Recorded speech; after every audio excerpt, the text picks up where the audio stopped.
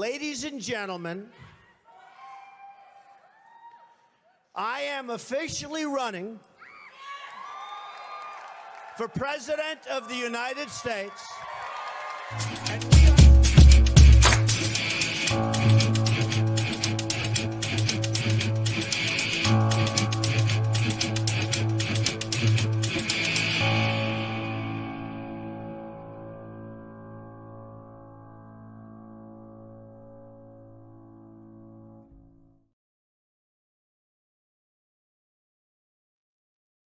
Good morning, good evening, good afternoon. Welcome.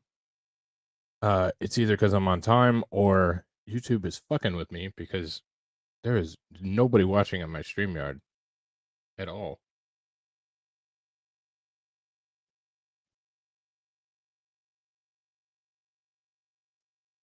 Anyways, I hear myself twice. Shit, we're doing great tonight. Where do I hear myself twice? I was hearing myself twice too. What is going on right now? I hear you twice too. Hang on. I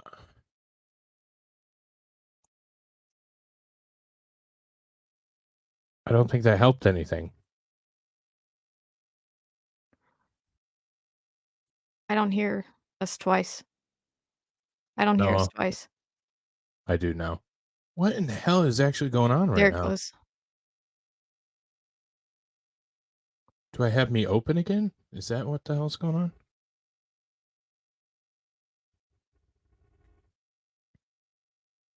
Professional streamers, ladies and gentlemen. It's not my fault. Do I have two StreamYards open? No. It is like uber delayed, so it seems like it's coming back through. What in the fuck in the actual hell is going on right now? Technical difficulties, y'all. I hope everybody's having an awesome day, though. Yeah, Josh says it sounds normal here. That's it's the weird. usual tomfoolery.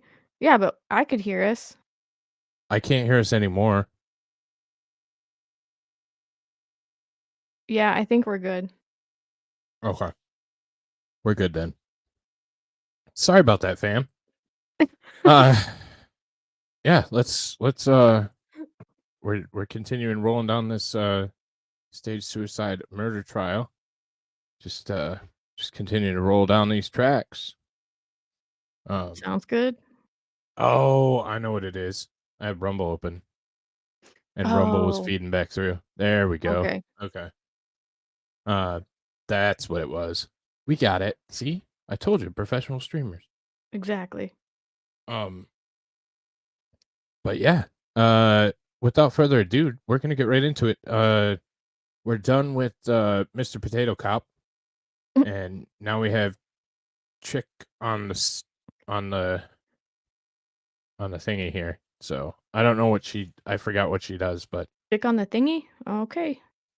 Yeah, there's a chick on the stand now, and I guess she's pretty integral in the lying bullshit. But anyways, so let's say hello and we'll get right into it because we got a lot to go through tonight. 3 hours, so I guess it's not 4 because I didn't skip lunch earlier, but okay. Welcome to the member, Matheau Moore. What's up, buddy? Dog Mama, hello. Hello. Shani, hello. Hey, Shani. What's up, Josh Chandler? Hey, Josh. Yeah, it was definitely me. My bad.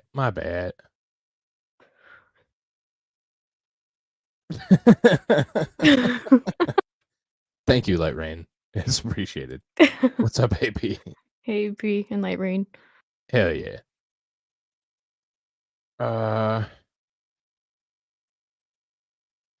Like that I have driven that billion times. The delay statement was I know it was Rumble. Yeah, it definitely was Rumble. So, and over on the Rumble, we have Gemini and Daisy Girl. What's up, y'all? Hey, y'all. But let's get right into this bad boy here. So, Say me call the next witness. Can call Lisa Gordish to the scene.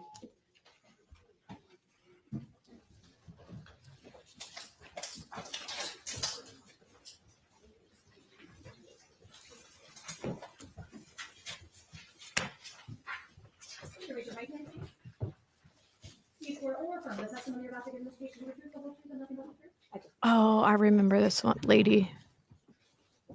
I know what we're doing now. Afternoon, ma'am. Can you I remember. state I your just name, don't spell your remember last its name for the record, significance. Lisa Gordish, Gordish. Hey, fast group. please? And where are you currently employed?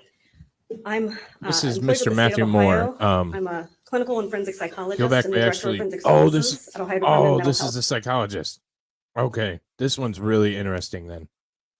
Fast, and just to catch anybody up that hasn't taken part in one of these, this is Matheau Moore. He was charged for the murder of his wife. It was a suicide. It was very clear from the start that the state of Ohio had nothing on this man. Nothing. Not a damn thing. Matt has been incredibly gracious with his time. He will probably be in chat. He was here earlier. He's here now. He's here now. Fantastic. He's in here now? Oh, there's Matt Yeah. right there. Matt, fuck it. Matt's right here. What's up, Matt? He's in the cage. Get him out of the cage, please. Oh, shit.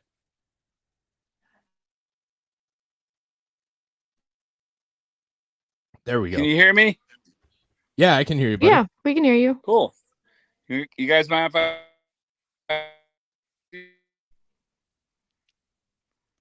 You cut out.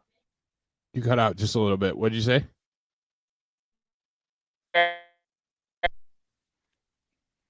You still can't hear me, can you? No, we can No, hear I you can now. hear you now.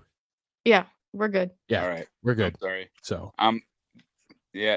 This phone I got, it's particular, I guess. How's it going tonight? It's not going too good. bad. How are you? Good. What day? Day so 4? This is day 4. This is a psychiatrist Grubs, or right? ecologist or whatever. No, we're done with Grubs. Is Grubs all done? Yep. Yes. Yep. Grubs is done. Now we're on to the psychologist or psychiatrist. This lady. So. Oh. Yeah, who is she? I forget. She's the one that found. Oh yeah, she's one of the women that found Emily. Yeah, that's what I was thinking. You guys are trial junkies. So you're gonna know when you see a prop witness, you know what a prop witness is, right? Yeah. Yes.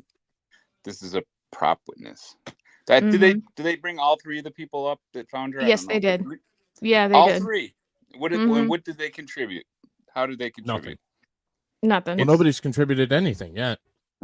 I know, but I mean, especially these few. And there's been a few that have been. You're like, why did the waitress? Remember the waitress from? Yeah. I mean, what did she have to say? That Nice you were enough there. lady, but you know, Yeah. I mean, prop witnesses they're called. Right. Filler. Well, the dental appointment and all that bullshit Yeah. was also Well, prop. thanks for letting us know how you run a dental office. Thank you for that. Right. Yeah. 100%, Bobby. More like a prop trial. Mm-hmm. Right.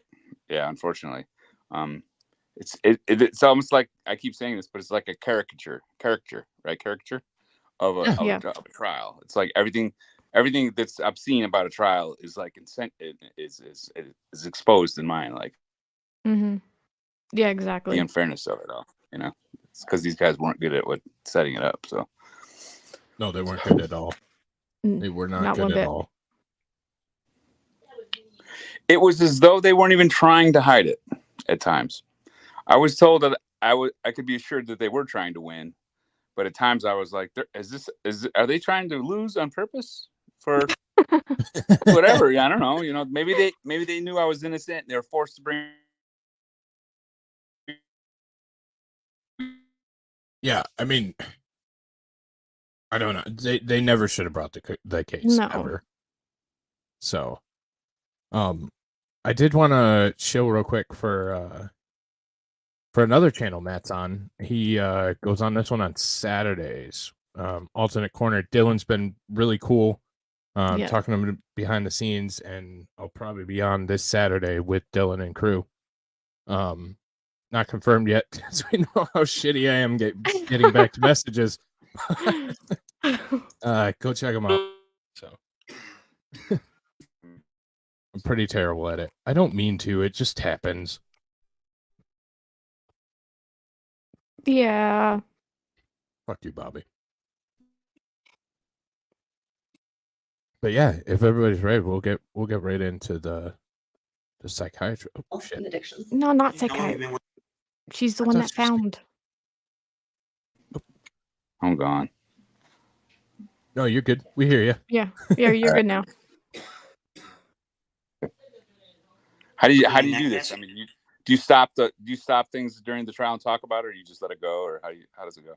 Do you just talk over it, or We normally talk over it a little bit, but if there's Okay. anything you want to point out, feel free. Yeah. We'll stop it. I have no problem with that. But so we don't sure. we don't go as long as Dylan does. We usually go 2.5, 3 hours tops. Right. So There's something to say about everything, so I mean, I'll try not to talk too much. no, No, you're we good. love having you talk about it. So Yeah. go for it.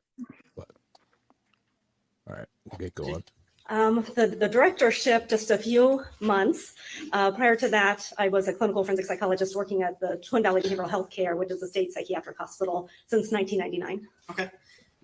Do you have, what's your educational background? Clinical psychology, graduate school, so undergraduate at Ohio State and graduate school in Florida for Nova Southeastern University in Fort Lauderdale. This Florida. attorney looks like a sleazeball. Mm-hmm. Do you live in Westerville? I do. And how long have you lived in Westerville?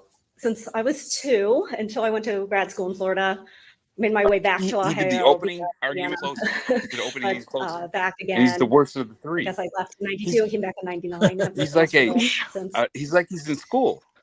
Do you know someone by the name of Emily Noble? He's way too jittery. And Way how too- did you know Emily? Like How he's did you not first meet her? comfortable there. Emily, I believe I met her first in middle school. We went to middle school and high school together and graduated together at Westerville North High School. Okay. And did you go to class with her throughout that school period? Or as long as you were in high school? I'm not sure I exactly remember, but I'm sure we had classes together Okay. here and there, but I certainly remember Emily well from those years. So fair to say you went to school with her, but you weren't particularly close. We weren't like close Okay, so friends, relevant. but I do remember her and her sister Amy fondly from those years. Now, did you remain in contact with her in any way after high school? No, not for many, many, many years. I don't know off, Josh exactly when Chandler. it was, but sometime in the last decade, we became Facebook friends and never got a chance to I'm watching him right reconnect now with on my her other as an screen. adult, but saw her posts, No, liked we her lost posts, Matt again. enjoyed her photography, and Oh. we both worked downtown, so I I'll thought pop I in might and run out. into her at some point, Yeah. but that never happened. Other than Facebook friends, did you have any communication, text, phone calls, anything of that nature? No direct connection. Do you know someone by the name of Mathew Moore? I believe he's the defendant. Okay. And I guess at some point, let me ask you this question. At some point, Your Honor, if I may objection, I think that was non-responsive. Do you know someone named Mathew Moore? Do you have personal knowledge? I think the answer is unresponsive. Yeah, I think he's the defendant. What the fuck is that all Yeah. about? What are you asking right now? I'm not sure. The defendant is Mathew Moore, is unresponsive. So do you have personal knowledge of him? I think, do you know him? Oh, I don't remember the person exactly, but I'll clear it up. Very well. thank you. and I can try to clarify too as well. At some point, did you become aware that Emily Noble had disappeared, was missing? Yes. And how did you first find out about that? It was a post on her Facebook page by Mathew Moore, her husband, that stated that she was missing. And when I saw that post, that was how I became aware she was missing. And prior to that, had you met Mr. Moore at all? No, And based on seeing that post, did you get involved with any searches that were conducted? yes, I did. And can you tell us first, tell the Wait, jury so she first didn't how know you Matt at became all? involved in that? No. I first became involved when I saw the It post is, she was for sure. missing. It I was know the next really morning I bad. woke up immediately Not last looking on night, her but the night page to see before if there were for any me. updates. Just hoping horrific. For good news. I followed some of the Facebook information that was out there and noticed that Matt had said he had flyers. So I picked up flyers. That was the one and only time I met Matt It was at, where was that location? at the condo. And you said that was the one and only time you met Mr. Moore? That's correct. And You asked about the searches. Oh. Sure. Okay. So after getting some flyers, was that the only thing you did, or was there more to your involvement? No, my intent with the flyers was to take a picture and get it out to people I knew in the behavioral health field, in case you were in crisis, in case somebody came across her from a shelter or, crisis center. And so I have friends and colleagues I just wanted to get that information out to. Unsolicited That's the first thing I psychiatric did advice. To become involved. And, Great witness. Sounds like I also it. contacted Amy, Emily's sister, to let her know I was concerned and I was doing that. Hey, what's up, After that initial involvement, Nandor? did you become Hey, Nandor. involved in some of the That's searches? Nandor specifically? being nice to me. Yes. And early on, how were you involved in the searches? Walk us through that. She's my beach. I know I did not go to the first search. I think there was one at Hoover Reservoir. The following one was at Westville North, and that's the first search I went on. And Sergeant Alloway was there and addressed the group that day. And without getting into the specifics of what he said, what generally did he address the group with? I remember him giving us some general idea about when you go to search, kind of what to look for, what to do, what not to do. We did kind of a grid pattern, like spread out and just walked forward. Hey, I don't Bobby. remember much more about what he said. And did you try to follow some of those guidelines throughout any of the searches you were involved in? Yes. Especially early on, how were the searches being organized? Do you remember? I know the first one, and then that one I went on, there was like a public or a Facebook posting maybe to alert people and anyone come out and help. I don't recall if there was much in the way of a public announced search through the month Take of it to you, June. man, bud. I had surgery that month, so I wasn't really engaged. But after I was healing, by then Amy had posted a map on Facebook that she had organized of different searches that had gone on and where people had searched. And by July, as I was Bobby healing said and he's ready leaving to help, to go cry. another woman I know, her name's Lindsay, said she wanted Oh, to search Bobby, and there didn't don't seem to be leave. anything posted. So we looked at Amy's map to say, You're too well, beautiful there's to certainly leave. places here we could start searching that aren't already on the map. And she had some people that she knew wanted to help. I had some classmates saying they wanted to help. So Lindsay organized a private Facebook page where we just used that to communicate and said, we're going to search at this day, this time. So let me. There's a Anyone lot that in Matt's can, book come as join well. us. So It's a good read. fair to say It- there was a it bigger explains group a lot of of shit. people tied together to do various searches. Mhm. And then at some point, did you take more of an organizational? Did you decide to organize some yourself or something else? So yeah, through Lindsay and I talking, we decided where we were going to search and then put it out on this page. There was only like 19, 20 people on that page, and said anyone that wants to come. And usually in our searches there'd be anywhere from 2 to 3 people to 8 or 9, and we just communicated that way. So yes, I guess I went on a few of the public searches and we started. That's to exactly organize what Yes. this is like. It's Exactly. ridiculous. How are you deciding Mhm. which areas Totally to accurate. go to do searches, that type of thing?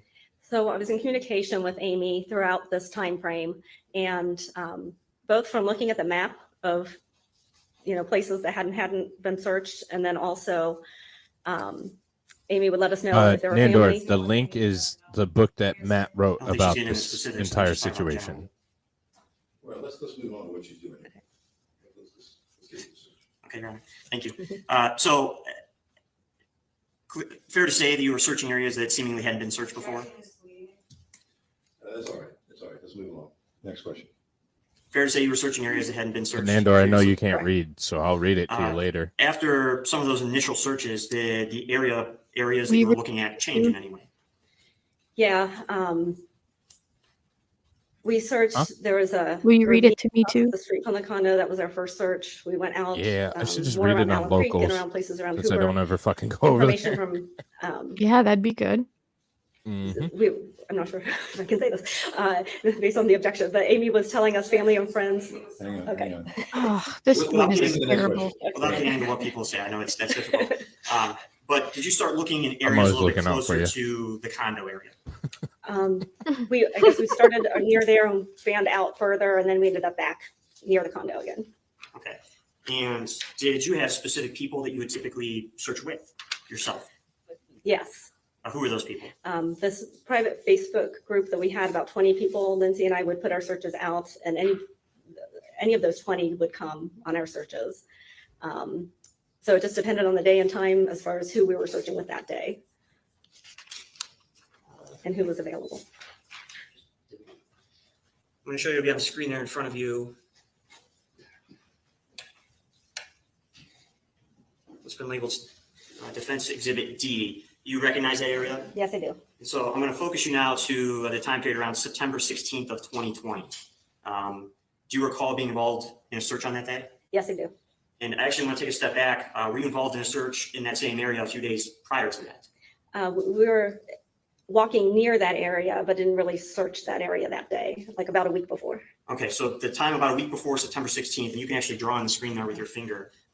Were you part of a search in this general area? We were in this area. I wouldn't call it a search. We were on a walk and we walked. Can I draw? Of course. Okay. So Amy sent me 5 walking paths that Emily and her mom would walk from the condo that were 2 miles, about 2 miles long. And she said, walk and be my eyes and ears and just see if you see anything. So we walked one of those. Didn't really see anything significant, nothing. But the second time we walked, we parked at Hoff Park, which is more up here. Walked down Hoff Road and then down this bike here. So down the bike path area there? Right. And then we walked across county line here. And then we walked up crossings to this Ashbrook and Maple and then back up to Hoff Park where we parked. So as you're making this walk that you've identified, and I'm going to draw on that, were you going into the wooded areas at all, or were you just walking down the path? Because we were going on a walk that day and not searching, I had capri pants on and sandals, and I get poison ivy. And when I search, I have tennis shoes, jeans, long sleeve shirts. So we were not intending to search that Why day. is this even? But when we got down to this area here, we stepped up. It was a so I was wearing capris, so I couldn't really go out into the woods, but I really wanted to, but I just couldn't. I couldn't do it. It was just curiosity. What's this look like? And I was with my sister that day, and I'm like, I'm not searching. I got to get out of here. I'll get poison ivy. And she's like, we have to come back here. It's just interesting. There were several things we noted as we were walking. We found interesting. And who's your sister? What's her name? Sherry Reynolds. Okay. This area that you circled here in the green circle there, how would you describe that area of the woods, that eastern part of the woods? Tall trees, very open, lots of light. Oh, I know. He's brilliant like and you could really see very attractive. You mentioned that you weren't in your searching gear, I guess, at that point. Prior to September 16th, how many searches do you think you were a part of? I wasn't trying to demean his character at all. Somewhere around 23, 24, 25. Okay. Total. Now coming back then to September 16th of 2020, again, were you a part of a search on that day? I just go barefoot. 16th, yes. And who was with you? My sister, Sherry Reynolds, and a friend of ours, Susan Sexton. Okay. Why did you bring Susan with you this time? Because as we walked down, I'm going to do that again. So we walked down this bike trail this way. We were noticing the slopes and really, and I don't down like near that. The bridge. There's water running, so we knew there was a creek. Yeah, she seems excited to be there.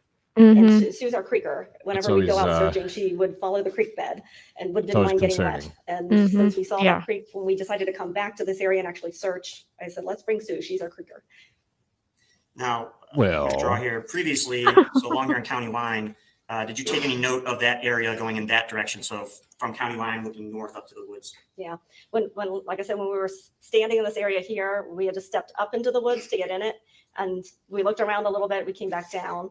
And then we walked down the sidewalk. And as we were walking down the sidewalk, the terrain changed. You could see it sloped down at about this point here.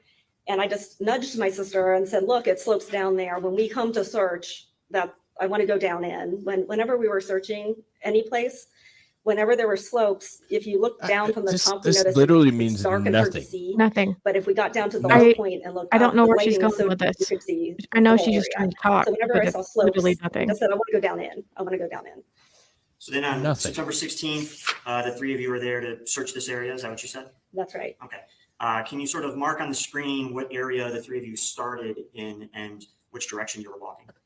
Right up here where these two bike paths cross, there's a parking lot and it comes off McCorkle Boulevard and there's a dance studio, I think there. We parked there and we started on this bike path right here and came down this direction. My StreamYard still says only one person watching, but there's got to be more than one person watching. Mine says 7. As we came this way And by about here, we were over on this 6 side. on YouTube just and kept 1 on going this direction, Twitch. and did mostly Oh, like okay. that whole area. Okay, so based on your drawing there, it looked like you started to sort of fan out towards the middle of the woods. Is that fair? Right. How were the three of you situated as you were walking? I know Sherry was more on the bike path. I had gone into the woods. By the time we got down to where the creek is, Sue and I went down below to the creek bed, and Sherry stayed up on the bike path. We walked underneath the bike path. The creek goes underneath. There's like a tunnel. And then we went over here, and like Sherry, me, and then Sue. Sue followed the Yeah, creek bed a bit, and we just I kept think walking 100% south. it is Digger. I don't think Crowder Alright, would so have I'm came gonna out with it if Sort it of put a marker wasn't. here on No. this sort of southeast portion of the woods. At some point, did the three of you walk more in like a westerly direction? Yes. And as you're doing that, what can you say, if anything, about the area of the woods and if it changes in any way? It does change. We got to Apparently this finding section she's here, the and individual Yeah. that Hold on, found what the section? corpse. down to 1 of this, 3, right by the road, really, like the section here. And which they called all 3. Sue was not with us when Sherry and I took the This walk, couldn't be more irrelevant. but I was telling Sue Couldn't before be, we leave, literally. I think by this point it was getting close Just to say, hey, 7 look, and this is where we found the light was body, and that's getting it. Like, darker in the Yeah. woods. And I Like, was that's telling all you Sue, it need. goes slopes down to the west. Before we leave, we have to walk west. I want to make sure we get that area before we leave. True. And my Mhm. sister was a little to our north looking for, when we stepped into the woods that day, when we weren't searching, there was an angel figurine we had seen and taken a picture of, and didn't see anything else around there. But Sherry went back to look at that figurine and see if it was still there. So she was there, and Sue and I were down by the sidewalk when Sue and I started walking west and told Sherry, come on, we're heading west. Okay, so as you start walking west, Mhm. how do the woods change, if at all? So the more we started walking, the less open, and I'm frustrated already. like it was open with tall trees, you could see I'm everything. done with her. The more west you went, it got I mean, we could these vines that you legitimately had to skip push out her of your if way, it's and that big of a thickets deal. and Like, bramble you had to kind of step over. it doesn't It seem just like seemed we're like we were getting fighting our shit way out of through her. the thicket to get further towards the west. And We were can you able vote on to it. communicate amongst the three Yeah, of let's you? vote on it. Well, let me ask you that first. Were you able to communicate amongst the three of you? Yes, I was Let me closest see down how long it here, goes and I to. know Sue was right behind me, and Sherry was behind her, more towards the north.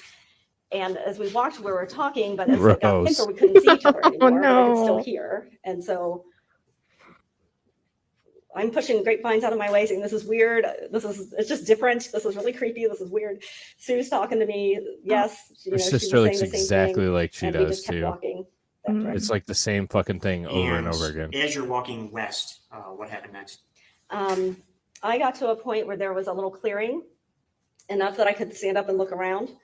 And so that's what I did. I stopped and I turned. And what happened when you turned? So I stopped in a little clearing, turned to my right, and then that's when I saw Emily. Now, when you say that's when you saw Emily, what I did you didn't see? think that it was, I didn't know, but my very first reaction when I turned, I saw this figure sitting in the woods, and my first immediate thought was, it's a little girl with her on her knees, with her back to me, facing away. It was just immediate. And I said, hi there. I startled because there was a person in the woods with me. And what'd you do next? Then it was starting to sink in. What I was Why do we seeing. need My all this second thought was, who would put a life-size doll in the We middle of the woods? don't. That just We didn't make don't. sense to me. We certainly don't. And Hang the third on. thought I had was, something's not right. So I started calling for Sue and Sherry. Come quickly, come quickly. I have to know that you see what I'm seeing.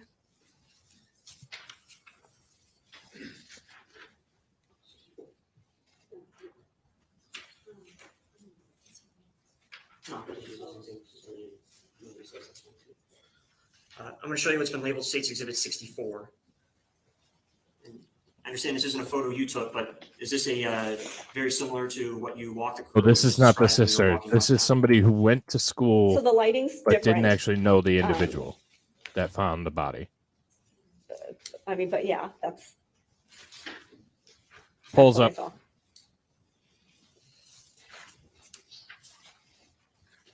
Bring up again, State's Exhibit D. Do you remember roughly the area of the woods you were at when you were walking? You found I'd say by this point we would have been right around this area. Now, you mentioned that you called for the other two. Did they eventually get to you? Yes. And what happened when the three of you were together? Yep. So Sue came first. When I got to that clearing, I'd stopped and saw Enough her. for me. Yes. My instinct was I had to go vote. 83%. I'll take it. Yeah. So this is so all we've done is skip the three that said they were going to find the body. There wasn't anything there. No. It wasn't the lady I thought it was. But this is yet another police officer that apparently had something to do with the case. So we're going to catch him.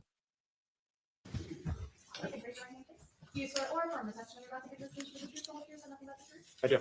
Thank you.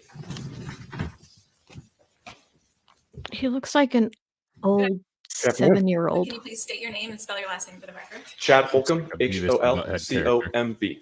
Mr. Holcomb, how are you employed? I'm currently a special agent for the Ohio Bureau of Criminal Investigation. And what the heck does that mean? So we work under the Ohio Attorney General's office. We are a law enforcement What agency. the heck does that mean? We also at BCI have an identification section, a lab section, investigations. I'm investigation section. So we're law enforcement. We have a bunch of different units, and we are an assisting agency. So we get requested in by local jurisdictions to come in and help them with their case. And we can do as much or as little as the local jurisdiction would like us to help out with. And so you are a law enforcement officer with the state. Correct. I'm a sworn law enforcement officer. I actually went through the police academy right here in Delaware County. And what kind of educational background do you have prior to joining the Attorney General's office? So I have a sociology degree from Ohio University, a high school degree from Dublin High School. And then recently I completed my master's of business administration through Tiffin University. And what did you do upon graduation? After graduation, and actually a lot through graduation of college, I worked at Channel 10 as a production assistant. And then at some point you decided to become a cop? Logical career choice, I think. My dad's a retired police officer, so it's in my blood. I've been around it my whole life. And then when you decided to make that leap, did you have to go through additional training and education to become a law enforcement officer? Yeah, so right when I got hired at This guy's a douche. BCI, I had to attend the police academy. So that's when I attended the police academy through Delaware County Sheriff's Office. And then in addition to the police academy, have you attended any other trainings for your position? I have. I attended the National Forensic Academy, which is a 10-week, 400-hour program in Knoxville, Tennessee, about 2 years ago. And I have a lot of different certifications as well. Absolutely, light rain. What is the National Forensic Academy and what do you learn there? So at the NFA for short, we lived in Knoxville, Tennessee for 10 weeks. We learned everything from photography to bloodstain pattern analysis to bombs and explosives, shooting reconstruction. We also spent 2 or 3 days at the body farm learning how to dig up clandestine graves as well and document and preserve the evidence. And have you received Why? or achieved any certificates? That's the word I'm going to use for your role Why? as a special agent. Yeah, so I'm a master criminal investigator and a master evidence technician through the Ohio Peace Officer Training Academy. And I'm also a certified crime scene investigator through the International Association of Identification and the University of Tennessee's Law Enforcement Innovation Center. Fuck So Ohio. with that training and background, what is your role now at BCI? So I've been at BCI for 7 years next month. For the past little over 3 years, I've been assigned to the crime scene unit. And what did you do for BCI before you were assigned to the crime scene unit? I was a criminal investigator in our heroin unit. And I want to focus though on your time working for the Did he crime say scene harrowing unit. or So it's heroin? roughly 3.5 Legitimately, years I don't know. Yeah, 3.5 years. And, what are Pretty some of the sure it was routine heroin, things that you do but it as a sounded crime like scene investigator? harrowing. So once again, we're an Okay. assisting So it agency. wasn't So if just there's a me. crime that needs crime scene processing, Yeah. the local jurisdiction can call and It was request me to come it out and wasn't process just the you. scene. Hey, Red. I do deal with Okay. officer involved shootings, homicides, question deaths, sexual assaults, and I will go out and process the scene, collect evidence, preserve it. So one, the detectives can go out and follow up leads and interview people, but I also have a lot of experience in processing Nice. the scenes. So I know some things to look for and I have all the equipment I need to process the scenes. And so, Bobby, come how here, many buddy. scenes I'll hold have you. processed, do you think? So I looked at my Excel spreadsheet. In the past 3 years, I have been Hey, look at involved my with about Excel 175 spreadsheet. crime scenes. And have any of those crime scenes Oy. been homicide investigations? Yeah, roughly about 50% of my caseload, right about 80 to 85 cases have been homicides. And those aren't just a single homicide. They can Mighty, also how many include Excel doubles, spreadsheets triples, do and you my have? one quadruple that I've had. How many what? And so when you Excel arrive at a crime spreadsheets do you scene have? after you've been called out, is it I considered don't your like scene? Excel. Actually, So I am I mean, I have responsible a for like He's the integrity nerdier of the than scene. you. So as you see on TV shows, the crime scene tape, I try and just don't limit like who all Excel. goes in there because Yeah. I don't want any evidence to better get option. destroyed before I can collect it. And tell the jury a little bit about how it is that a local law enforcement agency can request BCI to come to the scene.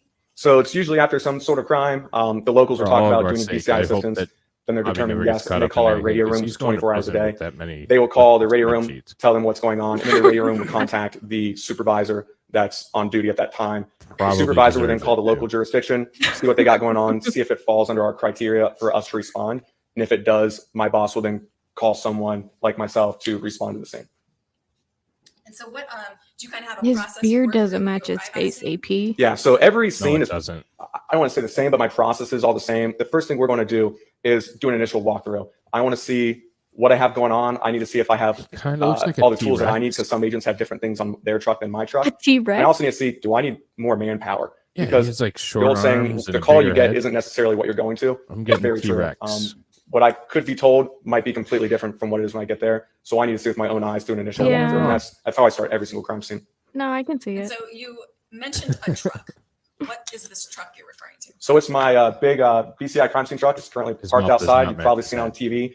It His says head doesn't match Ohio his Bureau of body. Criminal Investigation, crime scene unit. And that is my mobile office. It goes home with me. So right when I get called out, I can jump into it. It has everything from packaging materials to a 3D scanner to No.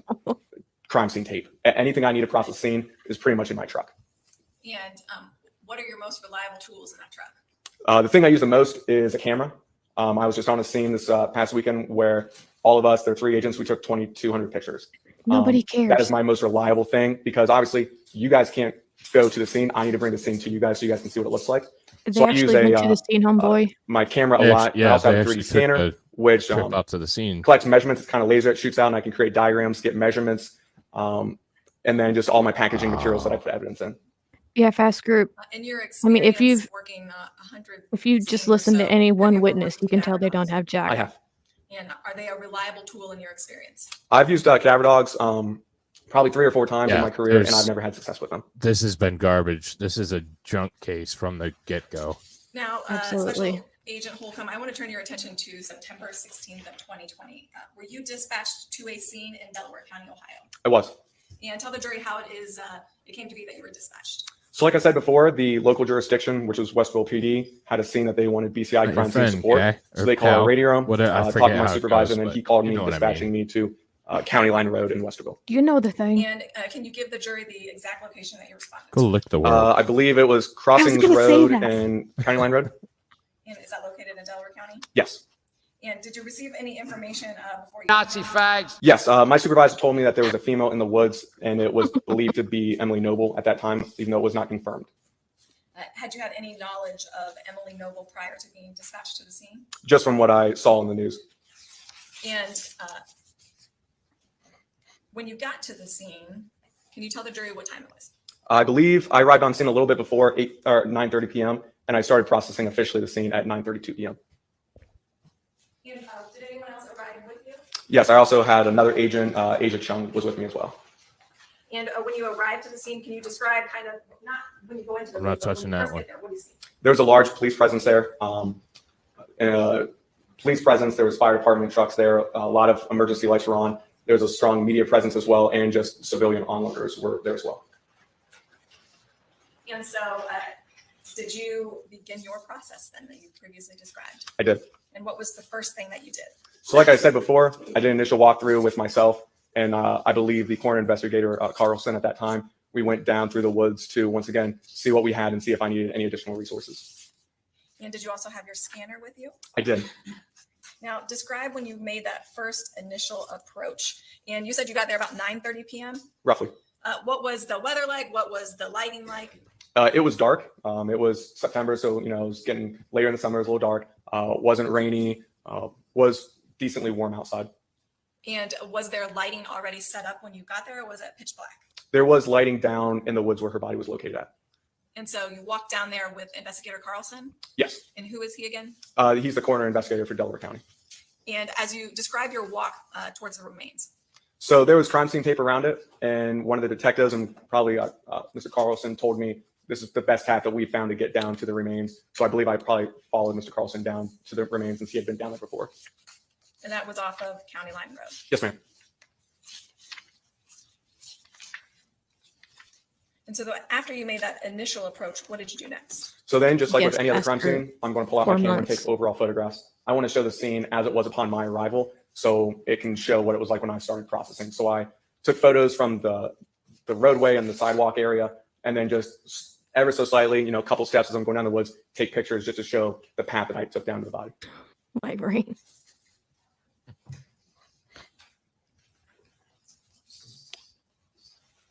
And Chad, can you give the jury kind of an idea how many photographs did you take in this case? I'd probably say around 150 to 200. Your Honor, just for purposes of the record, we are making a digital copy of all of those photographs. We are. Hey, Ghost Tree. What's up, Ghost? Thank you. All right, and now, Agent Holcomb, you've had the opportunity to review printouts from the state of Ohio of your photographs, right? Yes, ma'am. All right, and I'm going to hand you what's I being marked agree. as Fast group. 108A, B, C, D, E, and F.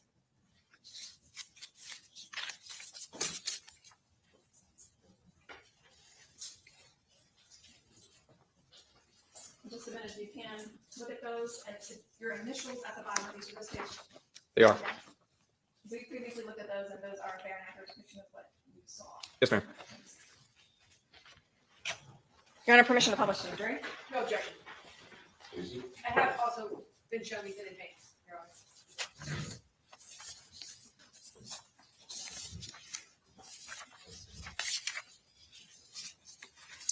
I'm placing State's Exhibit 108F on the overhead.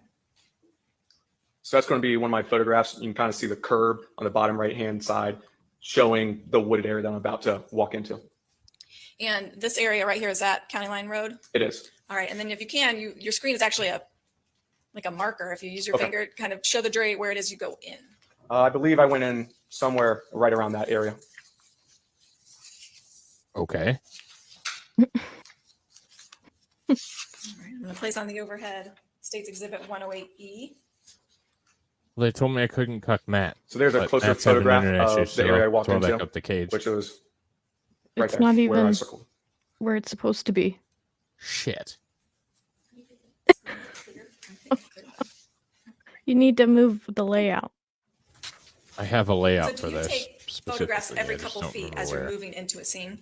Yeah, and especially in this instance, when the Nope. body's located deep inside the woods, I want to just photograph every couple feet, or if there's something of significance I want to photograph, There I'll we just go. keep snapping photos as I walk down. And 108D. Don't mind the So two little here is the people clearing on you the can bottom of the see. screen. As the path that I took down, you can see the crime scene tape. So this is right as I'm getting ready to walk into the wooded area.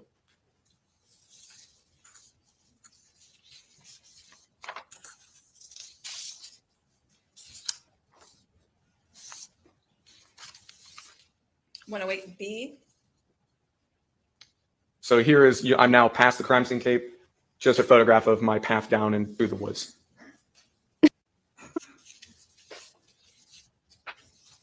We're gonna do a charity 108 boxing tournament after this. A little people charity boxing. Here's another photograph of the wooded area. I believe I'm going to walk this way to the left. If you see the yellow right there, that is a portable light that was set up before I got there.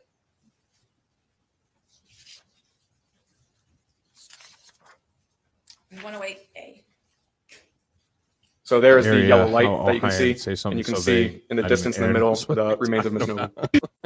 Now, you indicated before that you have a scanner that It is will measure incredibly I do. Ohio. And were you able to Mhm. measure the distance from County Line Road to the And just for the remains that record, were Matt's found at not the scene? from Ohio. Yeah, so I actually We can couldn't talk use my shit scanner in about that situation Ohio. because of all the Right. trees. So I Totally just fine. used the classic tape measure to measure that, and it was 65.5 feet from the curb to the remains.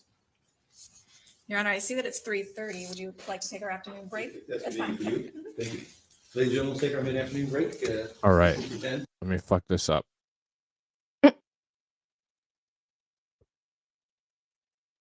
This looks like.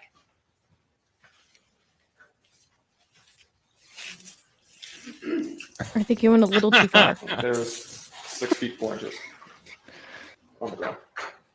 And then to the neck. So it's 3 feet 9 inches. Which is that distance right there. Do you mind setting it on the ground? Yep. So there it is on the ground. I think so, Digger.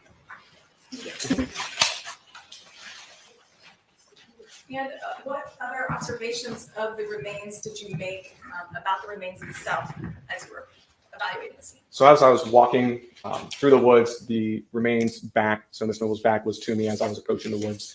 I've already kind of like crouched down. Digger already scolded me for my love interest position. in Bobby. And did you notice if there was a ligature? Yes, there was something around her neck. And again, you documented the body as you approached it. Yes, ma'am. Once again, I take my photographs. I eventually went 360 all the way around, just showing the body from different perspectives.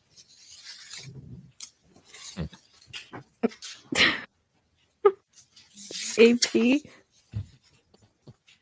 That's Forgetting my alphabet this late in the day. oh no. I found poo in Tigger too. All right, I'm gonna Don't forget about Piglet. States Exhibits 108. I said pig lit.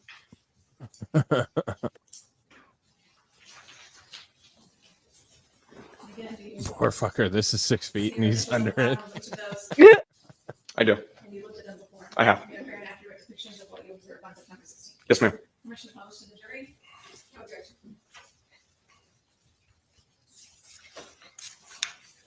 I'm placing States Exhibit 108G on the overhead.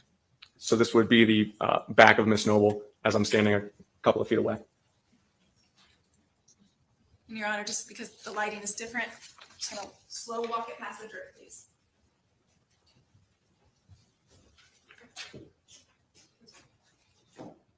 Why would you, sorry, why are we doing that? Right, you can't see that there's stage position. The lighting changes the photograph with the projector. So turn the light off.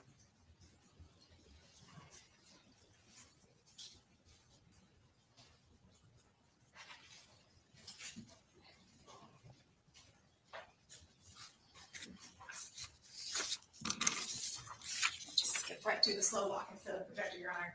108H.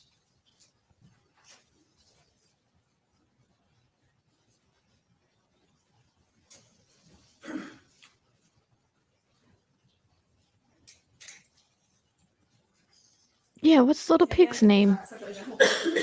Go Street. Yes, ma'am.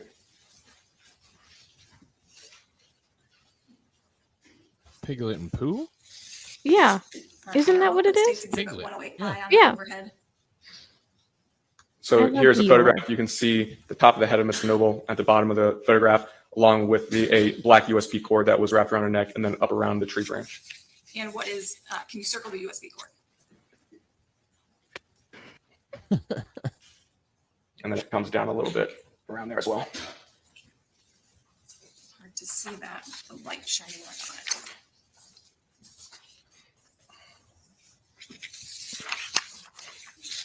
And while you were observing the remains,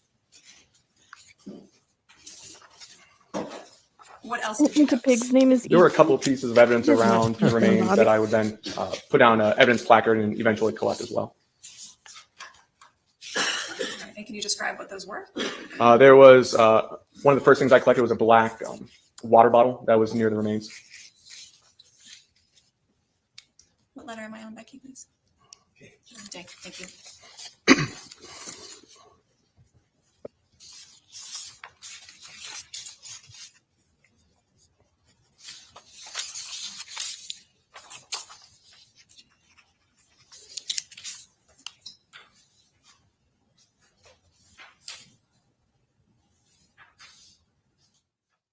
I'll show you what's been marked as 108, J, K, and L. Do you see your initials on those photographs? I do. And are they fair and accurate depictions of different viewpoints of the remains? Yes, ma'am. Perfect.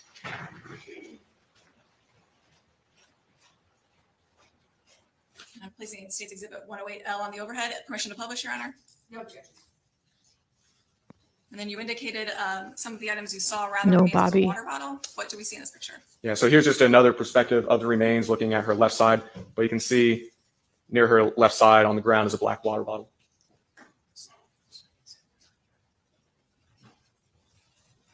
Can you circle that again, please? Yes, ma'am. Stand out of the way this time. There's the black water bottle.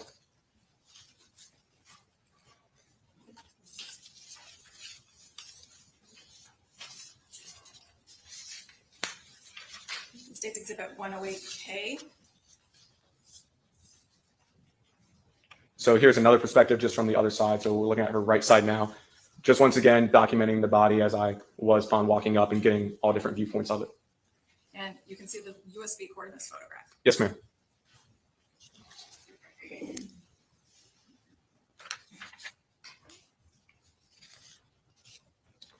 And 108J. So here's a photograph of the right side of the body, just more focusing on her legs and her arms and her feet.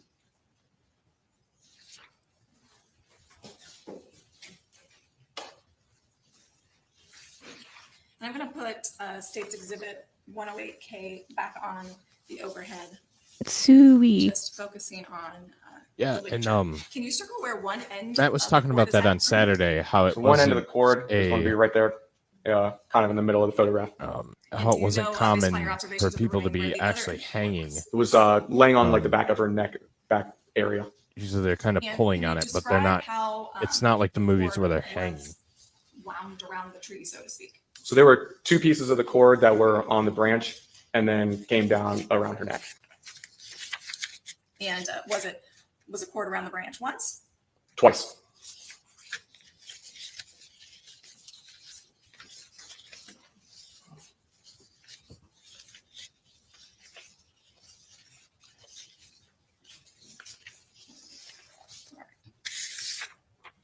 Bobby, I know how to say it, just not gonna say it, so I get clipped. Say what?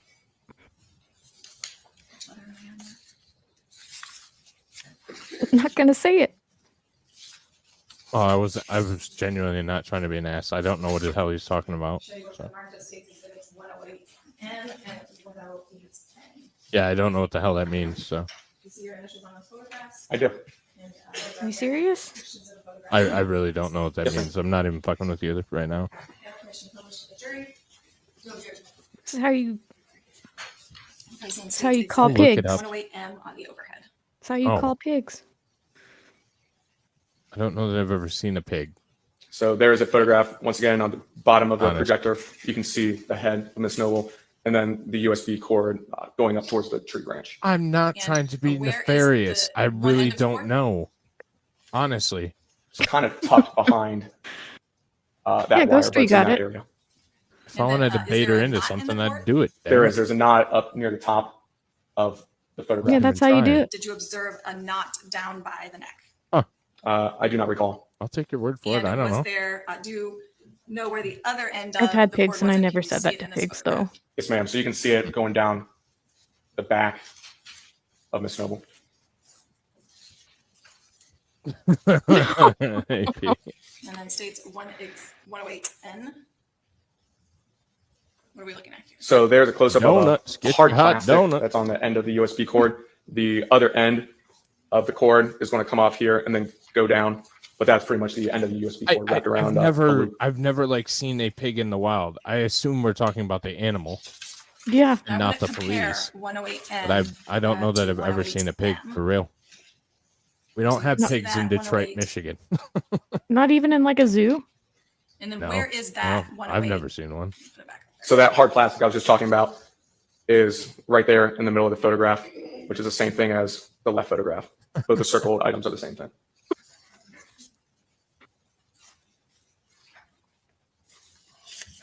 Can we speed him up? This sounds like What he's was going. Keeping, Oh, he's Like, I- one and a suspended quarter. from the branch. I know. That hard plastic was keeping it from the other end falling off and everything falling apart. He's just slow. And was it fastened in that part of the cord or hanging there? How It would was you just, describe Yeah. it was, Yeah, Ghost if Tree, you saw the they're hard all plastic over. was sitting there and just the weight of her body was keeping it from moving. I haven't. I've never After hog you hunted. I've hunted documented, deer, but I've never hunted hog. Yeah, they're wild in remains? What Texas. did you do by photographing them? What did you do? So then sometimes that's when I people go get, from, so then I actually use my 3D scanner. helicopters Went around and different areas. I actually have to shoot put 'em. up spheres so that the scans can go together. But I did multiple scans around, just get more measurements if I needed them for a later purpose. And then we were ready to remove Miss Noble's body from the tree. And how were you going to do that? So this is where I consult the You're coroner losing investigator, there. Mr. Carlson, It's all because over the 100. body is his responsibility. I can't do anything. I can't touch the body without his permission. So at that point, I talk to him, and we determine the best way to get the body out from hanging from the tree is to cut the USB cord. You cut evidence? That's what he said. There could have been good evidence on that. Mm-hmm.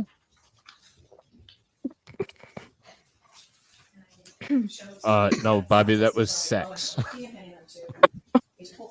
Oh, no.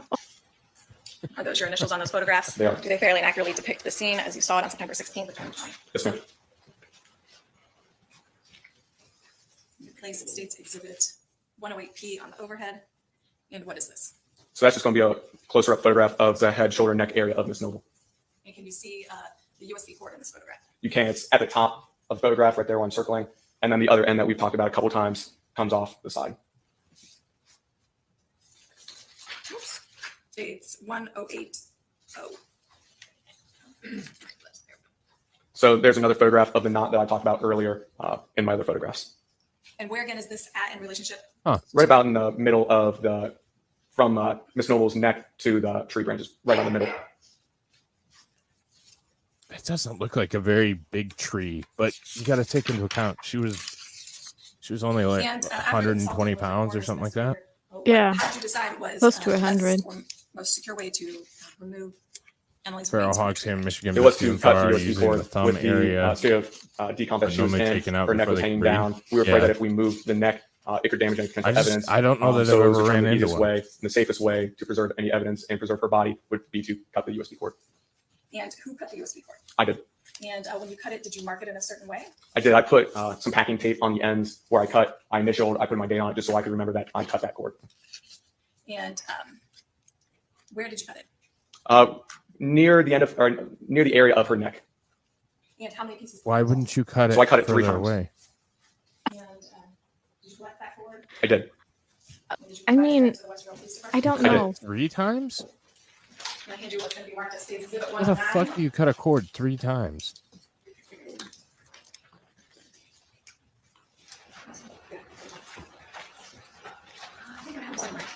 Thank you. I wanted to hand you some scissors, but first look at this and see if you can identify what States Exhibit 109 is. Yes, ma'am. So you can see the white label. That is my evidence label. That I don't like this says prosecutor. Evidence number 1, description. I don't either. Cord/cable notes cord that was around the neck of the victim. It then also has the case, the offense, the scene, location. never fought a the razorback date was with a collected, spear. my name and my agency. Thought that was a given. And No, are you able no. then to open that for the jury to see? I am. Your scissors right there. I'm a different kind of Indian. The kill a deer with his own fucking horn Indian. This would be the black cord that I collected. Right, and are those tape pieces of tape that you placed on the cord at the end of them? Yes, ma'am. So you can see CH, my initial 61 is my badge number, and then 9/17/20, which was the date. And then go ahead and unwind it for the. What the hell? Yeah, I don't like this. This is terrible. This is terrible. Police work all the way around. For real. Yeah, let's cut it 3 times. And when you found it, there was a knot about halfway between Emily's neck and the tree branch. Correct. And there was an end, I believe you described, stuck a little bit below the knot in a loop. Yeah, you should have left And the knot. what end was that? So it would have been somewhere right around, obviously not been taken out. It would have been somewhere around the middle of the USB cord. Why was the And, knot taken out? Again, that was the Why only didn't thing you keeping just the USB remove the cord tree around the branch or remove it from the tree branch?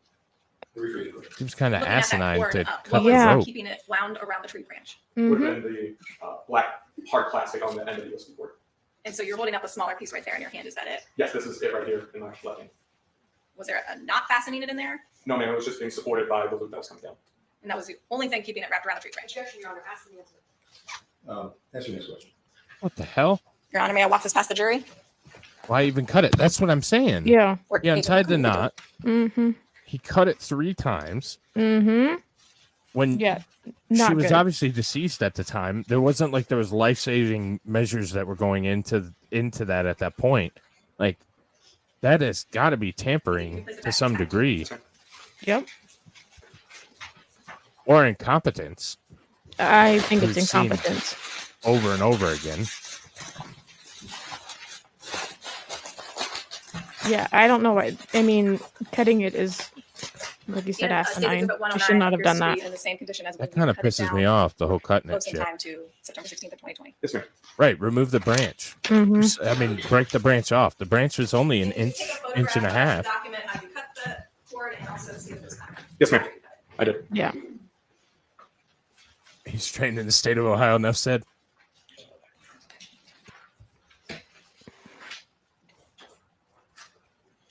I can show you what's been marked as Exhibit 110A and 110B. I showed them to Defense Counsel. And are your initials on those? They are. And are those photographs that you took Yes, ma'am. fairly and accurately What an depicted the cord after you asshole, cut it? Yes, ma'am. Ah, fuck it. We're just going to cut the evidence and take the knot out. Yeah.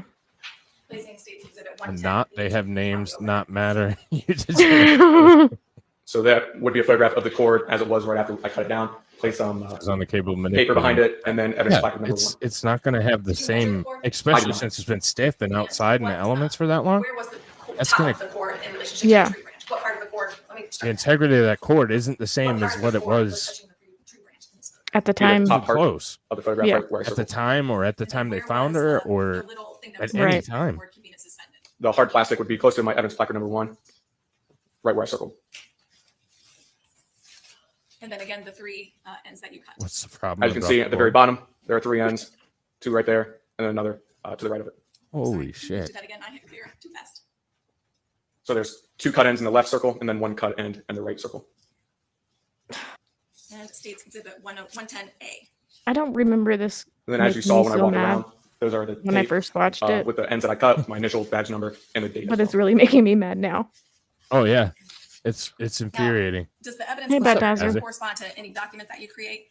Yes, ma'am. So obviously you just saw the This is just evidence bad label. police work. So that has all the Mhm. information. That information then gets generated onto an evidence log, and it has all of the same information on that as well. And then that evidence number is also going to be reflected in the report Like that I the offered. use of paperback And then you do Stephen that Rice for each background. piece of Yeah. evidence that, Like they almost gave a shit. I do. Mm-hmm. and is that all stored in one document? It is. So after you cut the cord and bring down the remains, what do you do next? So then Yep. once we Man bring down bun. the remains, we take additional photographs just of the body. I believe it was laying in a body bag at that point. Take additional photos, me and the Murders coroner been tied to other investigator, murders because and then we not, seal up they the body tied bag, not put a body bag matter. lock on Yeah, it, and of course. it's then transported for an Mhm. autopsy. Of course. And did you do that in this case? We did. And so kind of at the scene, who's in charge of the scene? So Westville Police is currently securing the scene, making sure no one comes into the crime scene tape. I am in charge of the scene area. I'm not going to allow anyone that doesn't need to be down there into the scene to protect the evidence. But then the coroner investigator Carlson is in charge of the body. So once To be again, fair, I can't do anything about his he's not information, in sure regards to the body. that he's even a cop anymore. Please, Your Honor.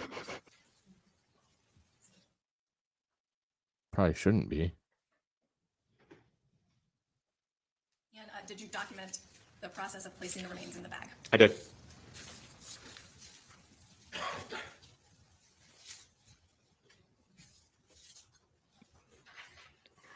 We should get a bit Who those better two picture. individuals- Oh, sorry.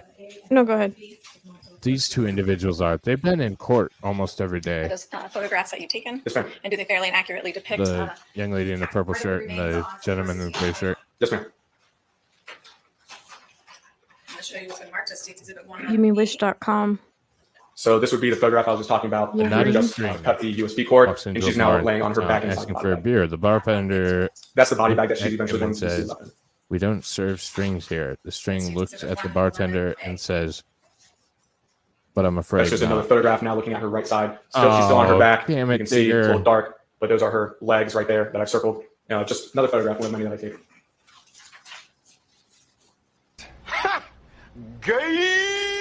Now, once the remains are placed into the body bag, what do you do next? So then once the remains are placed in the body bag is then removed from the area.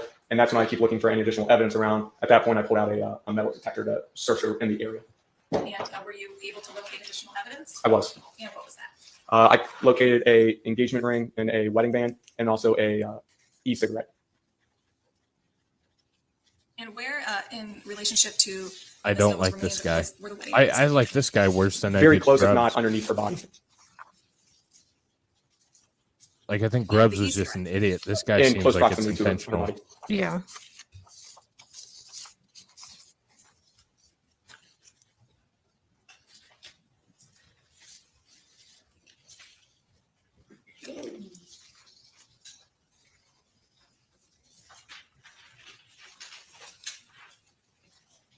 I'll show you what's been marked on State Exhibit 112, A, B, and C. If you want to look at those. There's no way Yes, ma'am. Fairly and accurately that depict they the scene. could have not September 16th of 2020. gotten ma'am. that You have place your initials on each of them. Yes, ma'am. undone without cutting it. Right, There has start to with be a way Exhibit that they could have done that. 112C. There's So there will be, Several you're looking at the ways, in photograph my of opinion, evidence placard number but- 3 and the engagement ring and wedding band that's in the dirt. All right, can you circle the wedding bands and lighting on the projectors? Right there where the box is.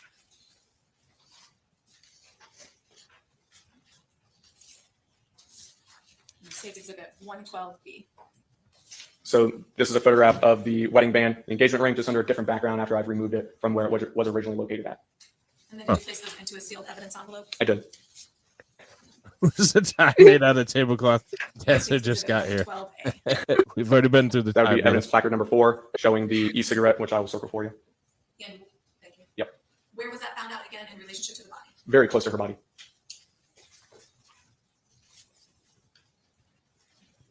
I need to know where It's you got not that within- fabric so I No, it can was do not that within her body. tablecloth.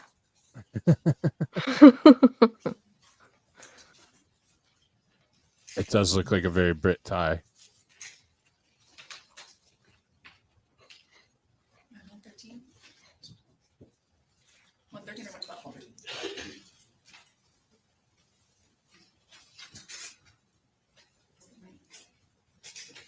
I'll show you what I've been marked at State Exhibit 113 and 114. Let's start with 113. Are you familiar with that item? I am. How can you tell? Once again, it has that white evidence label that I talked about earlier. Evidence number 3, jewelry. One band of unknown metal, one band with white stone set and Slip-on. unknown metal. And then once again, it has my case number, the address, and all that other information. And can you open that up, please, and show them to the jury? Can I have a fresh set of those, please? Yes, I'll just give you the box. Thank you. I take these in? Yes, ma'am.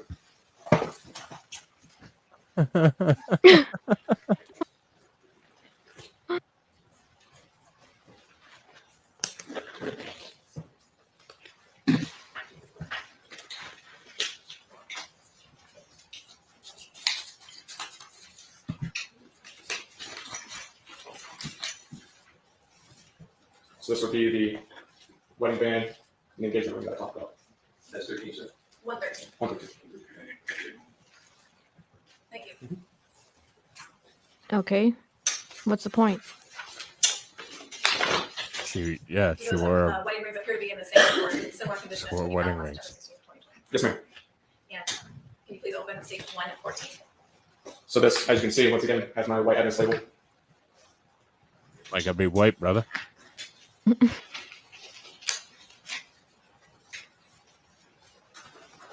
Yep. Well, now he's changing gloves again. It's kind of late though. Yeah.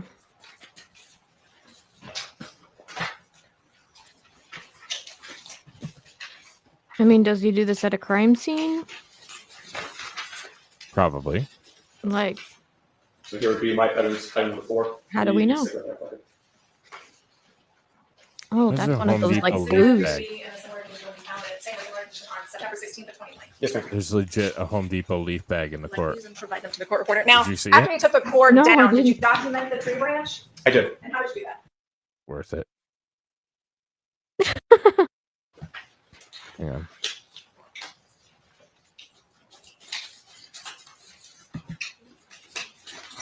Oh shit. So this would be the We're just gonna watch it Wedding over band. again. Hang on. the engagement ring that I talked about. That's 13, sir. 113. 113. Thank you.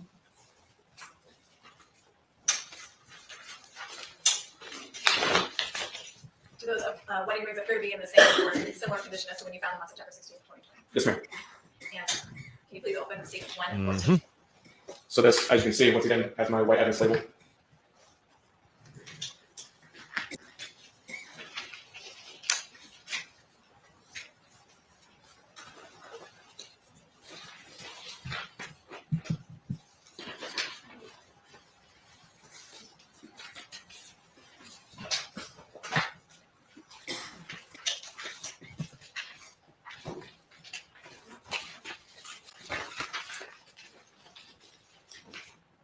So here would be my evidence item number 4, the east cigarette bucket. Do you see it? Oh shit!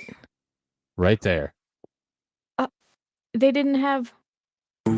We decided it's time to put a different kind of power tool in your hands.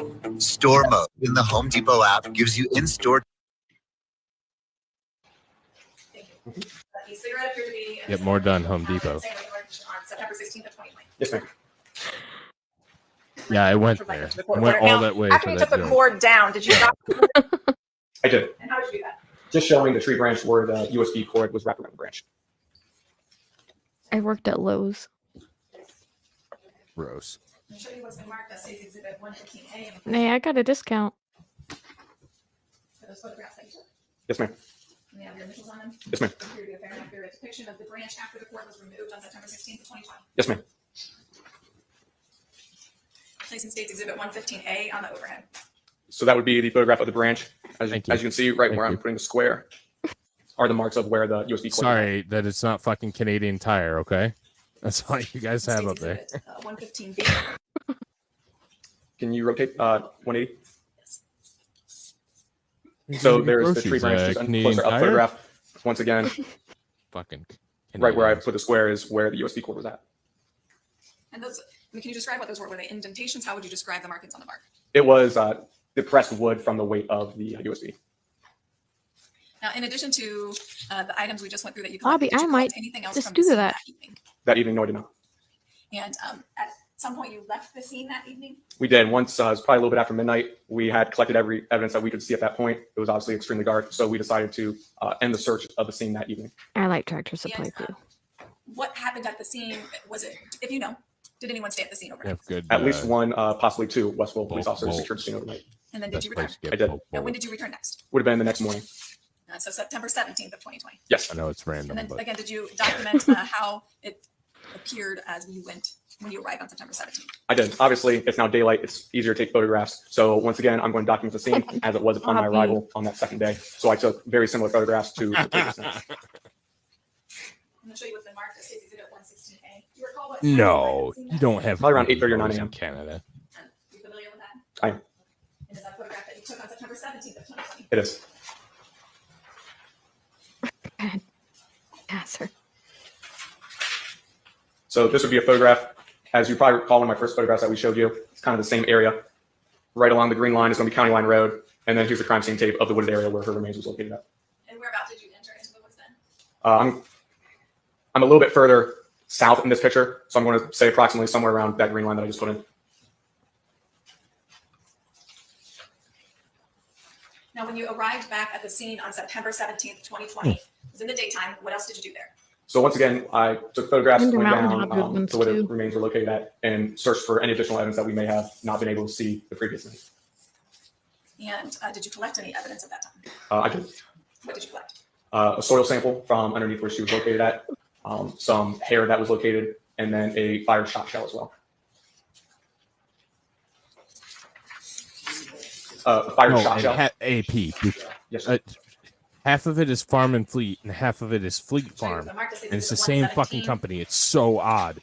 What is that? Like it splits. That would be a like photograph with evidence placard number Wisconsin. 3. Like where her Wisconsin remains was at. West is. And is that where you Fleet collected the soil Farm. sample from? It was. And so would that photograph have been East taken on September Is 17th? Farm and Fleet. Michigan has Farm and Fleet. No, this is evidence placard number 3, which I believe was the rings. Oh, sorry. Yes. But it would have been that area that I would have collected. It's So a this would have been a thing. photograph I don't of the previous understand All why. right. But this is it's the a area where you thing. collected the soil sample from. Yes, ma'am. Thank you. Placing State's Exhibit 117 on the overhead.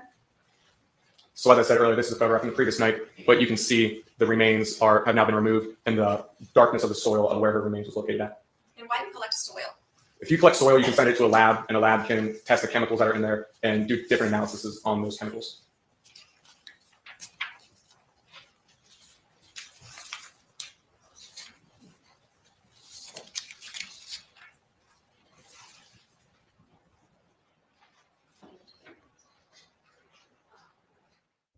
I'm going to hand you what's been marked as State's Exhibit 118. No, for real, and brother. 118A. Look it up. Are you familiar with those documents? Look it up. And what are they? These are the I'm not evidence logs bullshitting on you, top man. of it. I wouldn't And what's give you contained in those logs? misinformation. It lists the evidence I That's what collected. YouTube says. Once again, my name, date, time, when the case was opened, and then description of the items that I collected, along with the items that I turned over to Westville Police Department.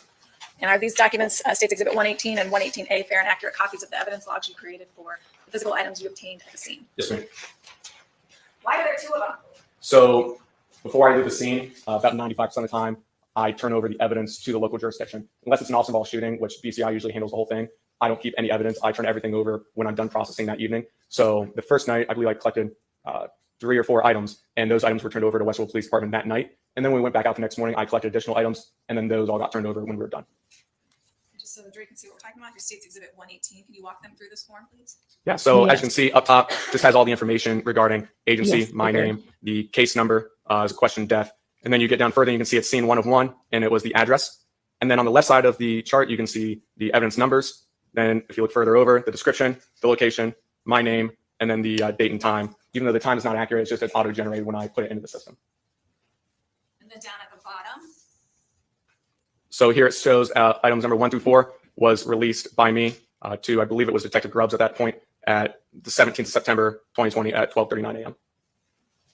And then States Exhibit 118A. So this is the same chart as you saw earlier.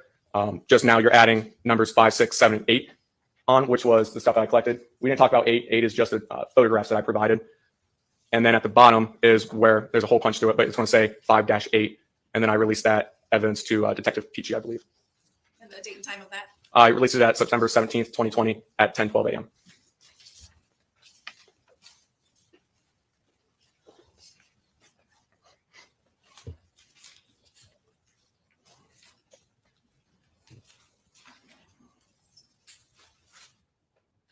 I'm sure you can mark the States Exhibit 119. Are you familiar with that? I am. What is it? This would be the soil sample that I collected from underneath where her body was located at. Same white stamp on it? Yes, ma'am.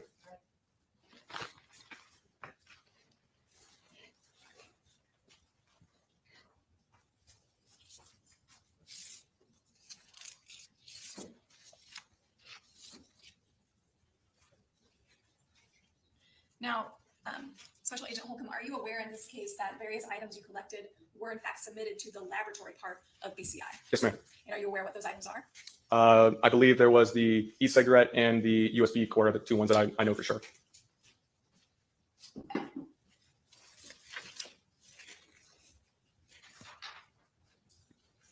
I think the soil sample would just get messy.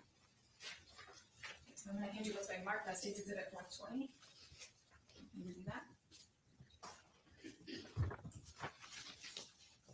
This would be the lab report. And lab report for what? From the swabbing of the USB cord, the e-cigarette inside the cap of the bottle, so that water bottle I collected, and the necklace in the outside of the bottle.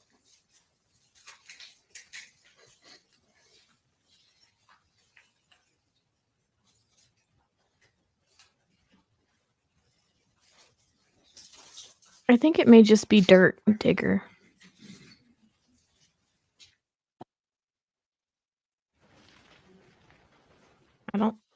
I don't know. That's now I want to see it too. Thanks. Open the soil test sample.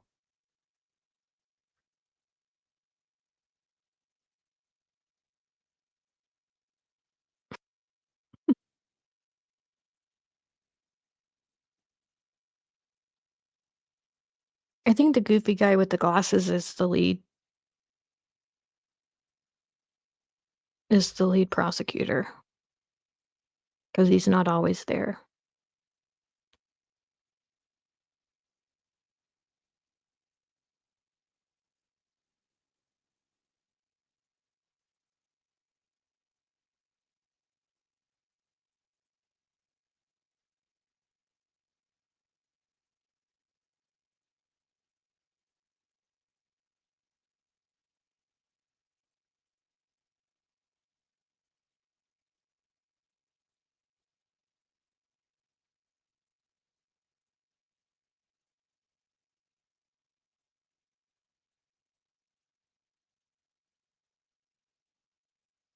Oh, a candy cane sounds nice.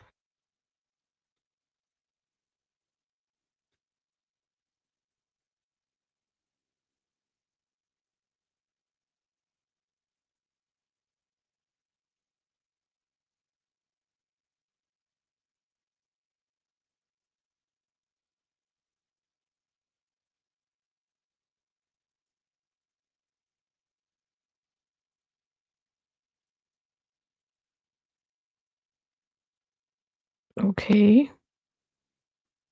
What are we doing here?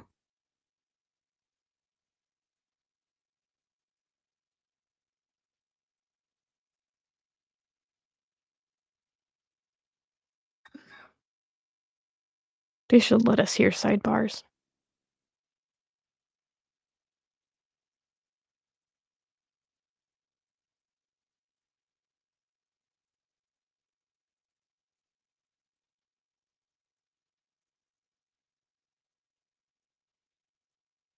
Like severed feet, Digger?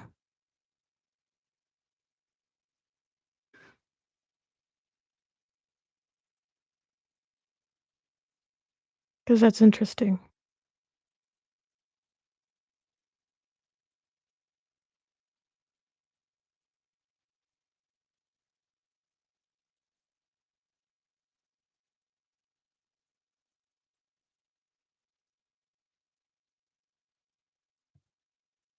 I'm not falling for it.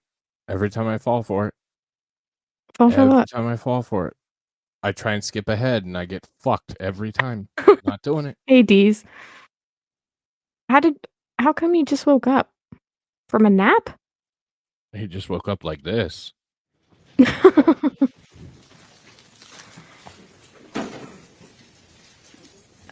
Oh, Digger, that's kind of cool and creepy at the same time. No, ma'am. Or the conclusions. No, ma'am. Or the findings. No, ma'am. But you've reviewed the lab report in this case, and so you can testify that State's Exhibit 120 is a fair and accurate copy of that report. Yes, ma'am. All right. When you're looking at State's Exhibit 120, can you walk the jury through this part of the report? So this is stating the laboratory number, who the agency submitted was, the offense, the subject, the victim, as you see over on the right side, my name as BCI agent, and then the analysis date and the issue date of the report. Further down, you can see submitted on September 23rd, 2020 by Detective Grubbs, the 4 items that were submitted to the lab for analysis. I'll scoot it up on the left-hand side of the screen under item. So as you can see up top where it says submitted on September, the brown paper bag containing the cord, if you look to the left, it says number 1. That's going to correspond with the item number. So 1.1, 1.2 are the swabbing of the knot on the cord and the end of the cord.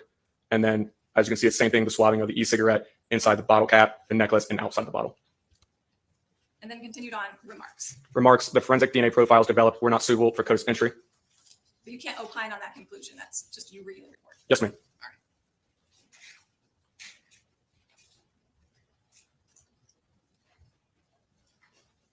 That is pretty terrifying, Digger. Mm-hmm. I hand you with the mark that State's Exhibit 121. Are you familiar with that? Yes, ma'am. And what is it? As you can see, once again, the white label is my evidence label, item number 2, the black water bottle on the left side of the body. And can you open that up, please?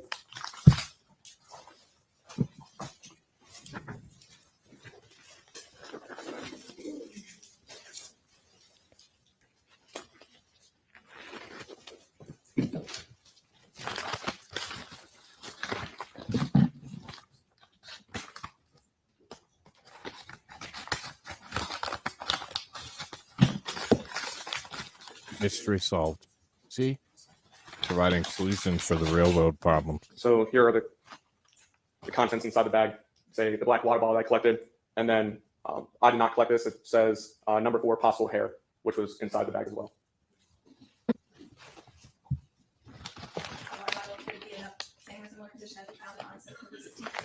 Yes, ma'am.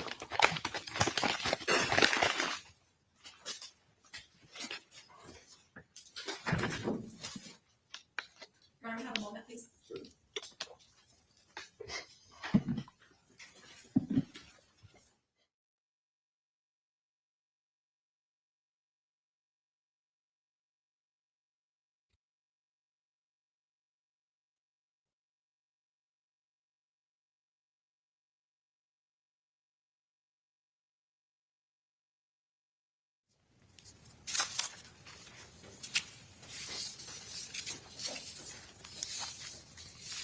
This office has to be the worst office to work in. This prosecutor. Mm-hmm. Thank you, Your Honor. No further questions. You wouldn't mind. Did you take your gloves off? I did. Oh, all right. Well, Do you want me to put them back on? No, we'll get a new set. Oh. We'll get a new set. Because I've got some physical items. I'm looking. Yeah, we'll get a new set of gloves.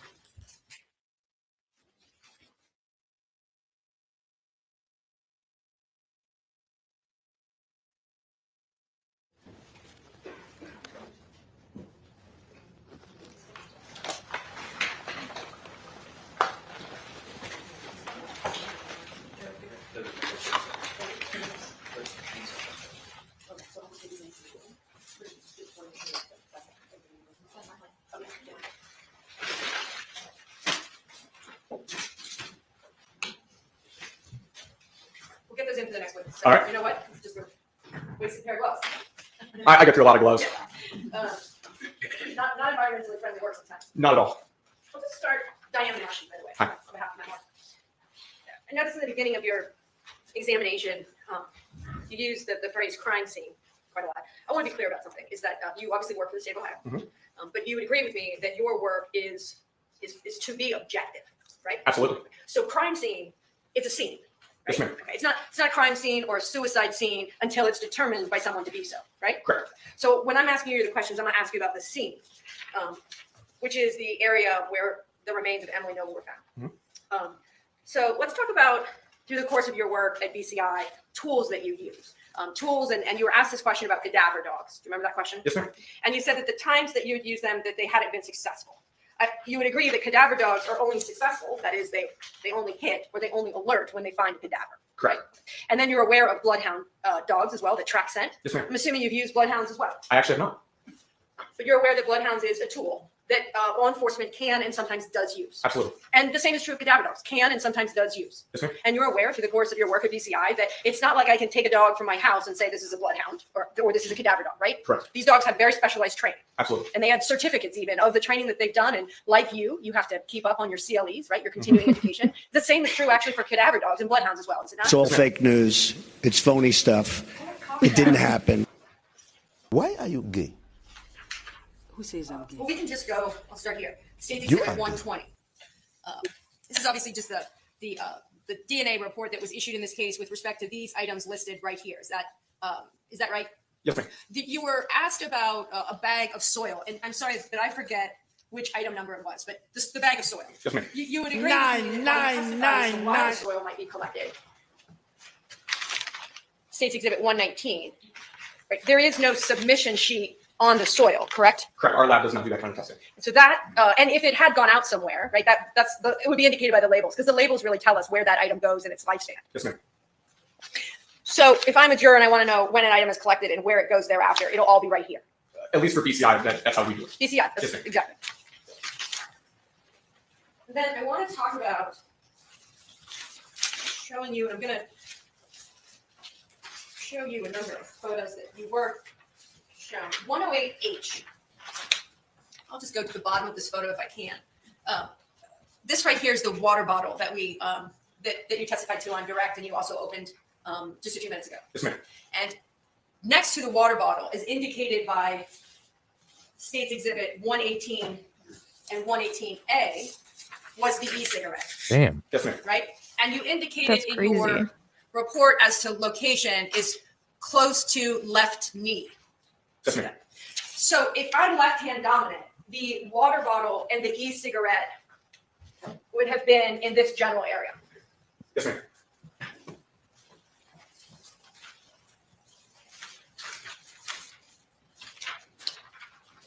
I want to talk about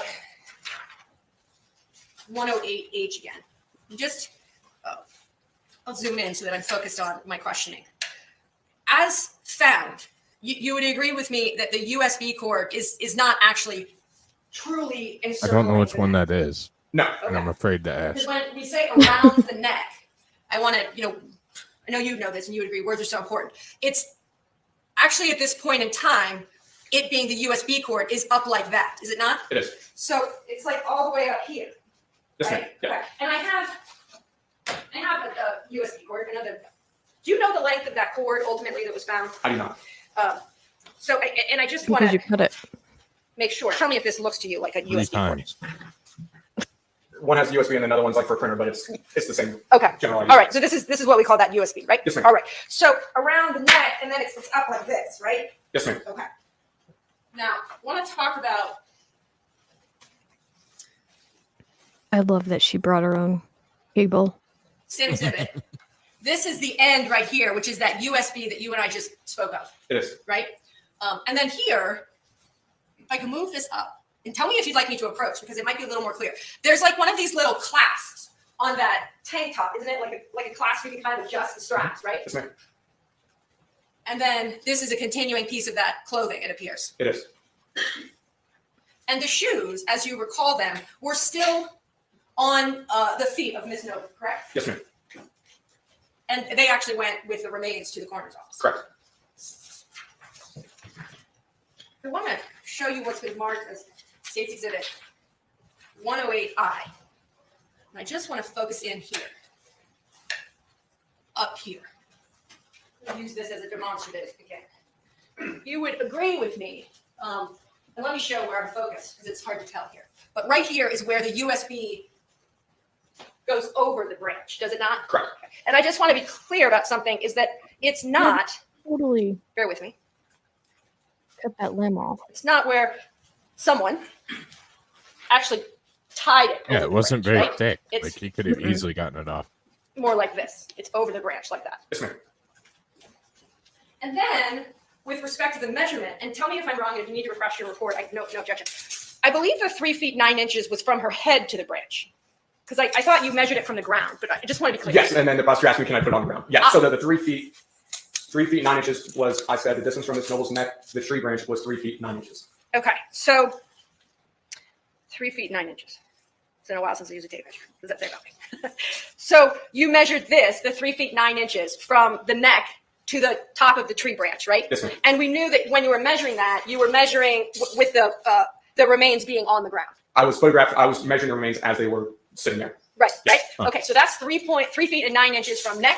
Did you go from the base of the neck, or where did you measure from? Probably right about where, my Adam's apple was, probably right there, center of the neck. Okay.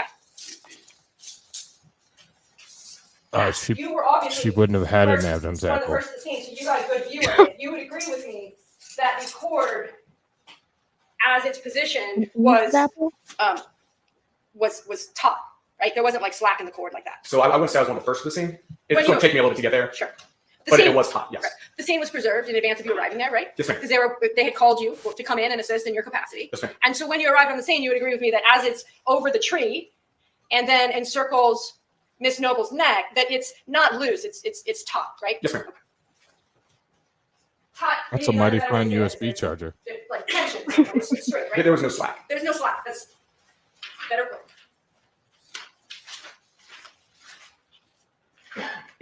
They have the I same know that we only name, have being the photos that you were shown today. hot, I'll show you and it one didn't of have the slack.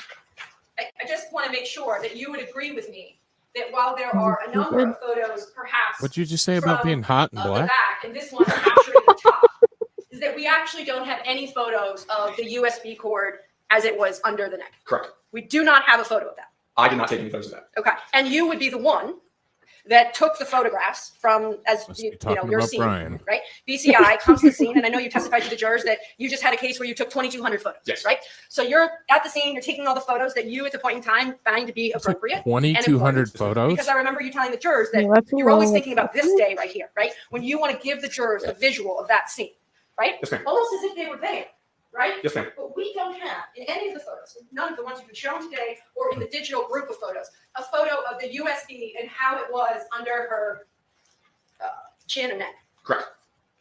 I'm sorry, I thought I said it was M, but let me check this. 108M. A state's exhibit. These are all state's exhibits. Yeah, I'll read about feet. And I'll pass it on to the Ask you about aforementioned this, too. Black Brian. 108N as in Nancy. Fair to say that this, it appears that this plastic piece right here, right, is what's keeping this in place, if you will. Does that make sense how I said that? Yes, ma'am. And that's what's holding it, right? Yes, ma'am. There's no knot there. No. It's this plastic piece that's literally holding this together. Yes, ma'am. Okay. Telling you what's been been marked as 108J. I've put it down here on the bottom, but I just want to make sure that this is obviously the tennis shoe right here. Yes, ma'am. And you recall that tennis shoe was tied in a knot, do you not? I can see it in the photograph. It was knotted. Yes, ma'am. And then this is Miss Noble's leg. It is. And the fingers appear to go around the ankle, do they not? It does. Ooh. And then this right here discussion. is, it appears a cloth, Sorry, y'all. a piece of clothing, and her arm is actually underneath the clothing and then pops out through. It is.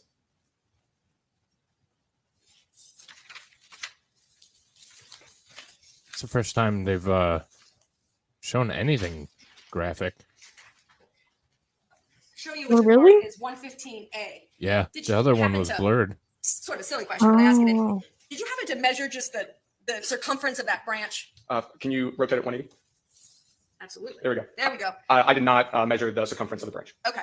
Are you kidding Fair me? to say circumference was Yeah. not as big as a baseball? Holy Accurate. shit. Right. Incompetence.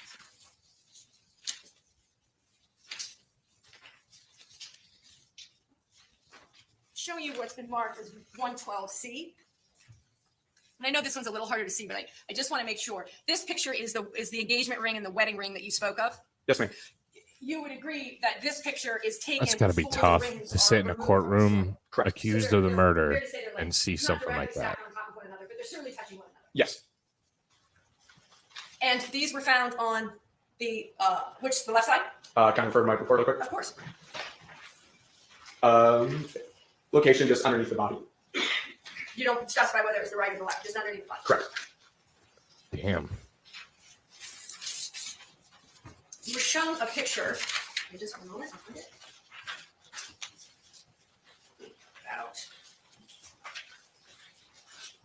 Probably you were shown a picture with a light source shining down. Did I misremember that? It would have been early on in the photographs. I think something like 1 second.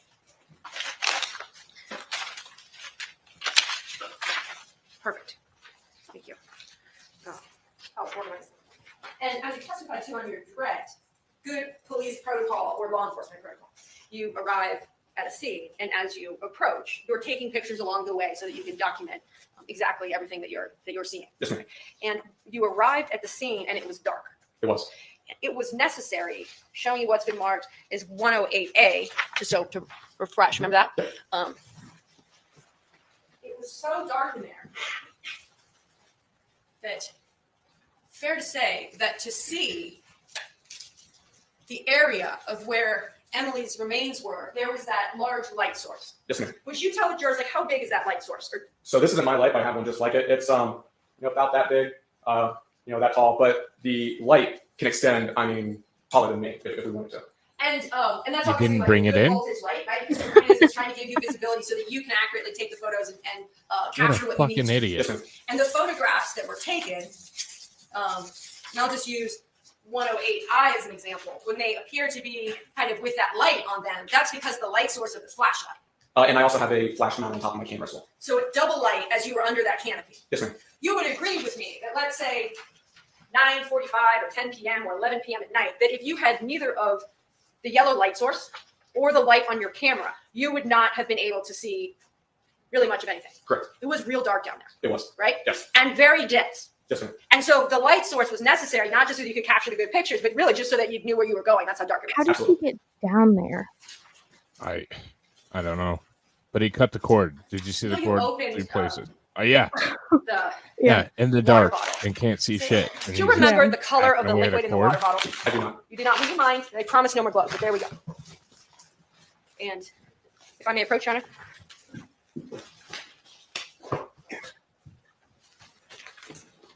Would you like me to take it out? Yes, please.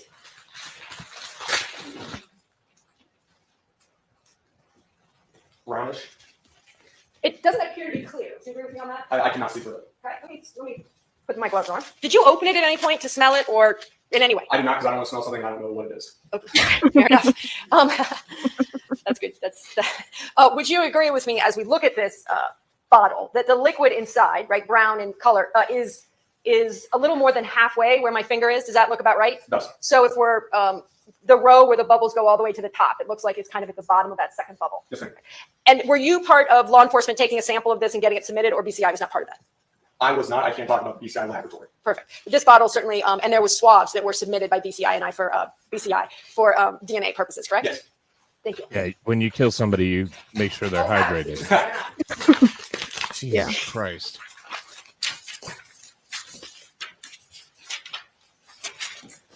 Right. Light has a measurable output. You can say how many lumens. Just a few I more mean, questions you could have about, brought the light in. Good. You talked about your training with respect to evidence collection, right, and your certification. So remember, he's you smart. would agree with me that the collection of evidence is not something that just every layperson knows how to do correctly. Correct. There Obviously, is this proper asshole doesn't know how to policies do and it either. procedure with respect to evidence collection. Yes. Because, That's as true. always the case, is you never want evidence to be, broken or changed in any way from the moment that you find it. Correct. Oh, Now, I broken or understand that when you're changed removing something anyway? from one place and you're putting it into a bag, you Like have to do cutting that, a right? Yes, ma'am. But you, in Cutting your a capacity and USB cord expertise, three you times? do whatever you can Yeah. to make sure that process is has integrity. Absolutely.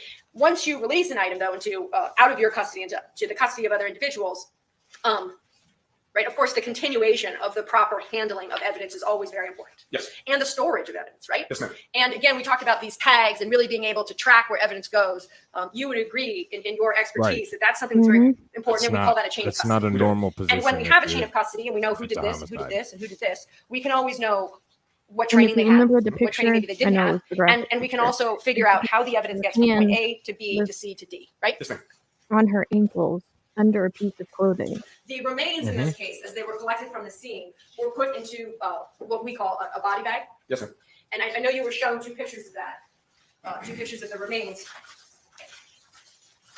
How many individuals helped to move the remains into the body bag? I know at least three, myself, Special Agent Chung, who was there, and then the coroner investigator, Carlson, were the three I know for sure helped move it. And because, and showing you what's been marked as 111B, the remains had to be they had to be not just cut down, right? The remains, but then they had to be positioned down into the bag, right? Correct. When you cut the remains from its original positioning, that's not on video. It is not. There weren't like simultaneous What? still shots. You didn't watching take, the like, picture. Is that right? 22,000 photos? 100 You took photos? 22,000 photos, but nothing of you cutting the body down. Nothing of the body Did your being camera have loaded. video capability? It does not. Ah, One moment, Your I'm Honor. an idiot. Nothing for the thing. Holy shit.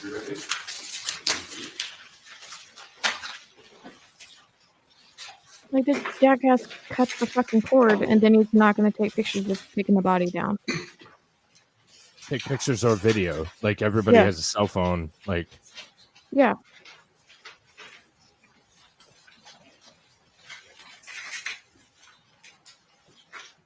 Exactly, Right. Digger. Yeah.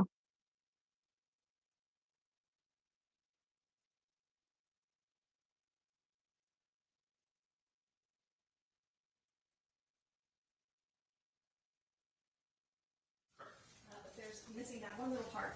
fuck, I was just about to jump. It is. in it. So again, she was demonstrating that it was over the branch like this, but again, we're missing that part that was up close to the branch, holding it all together. That was just simply sitting in a loop. We are. Now, Agent Holcomb.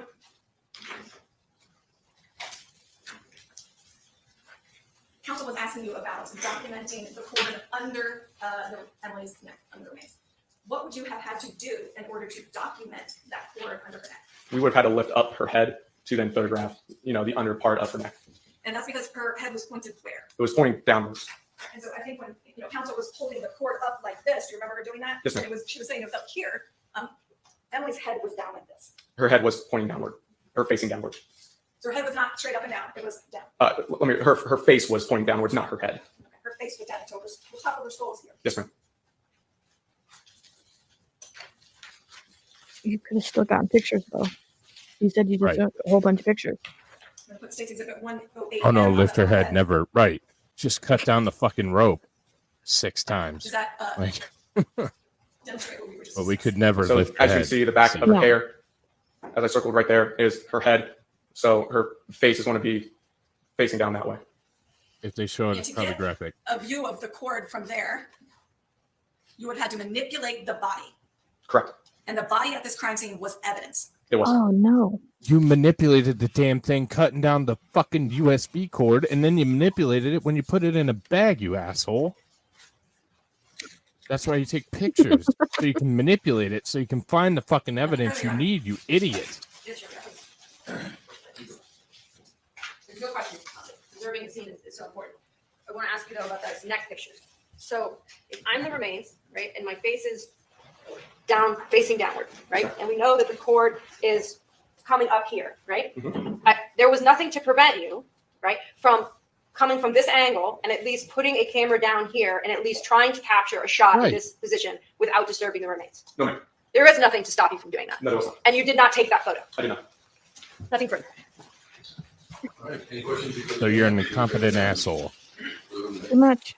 Yes, ma'am. Nothing further.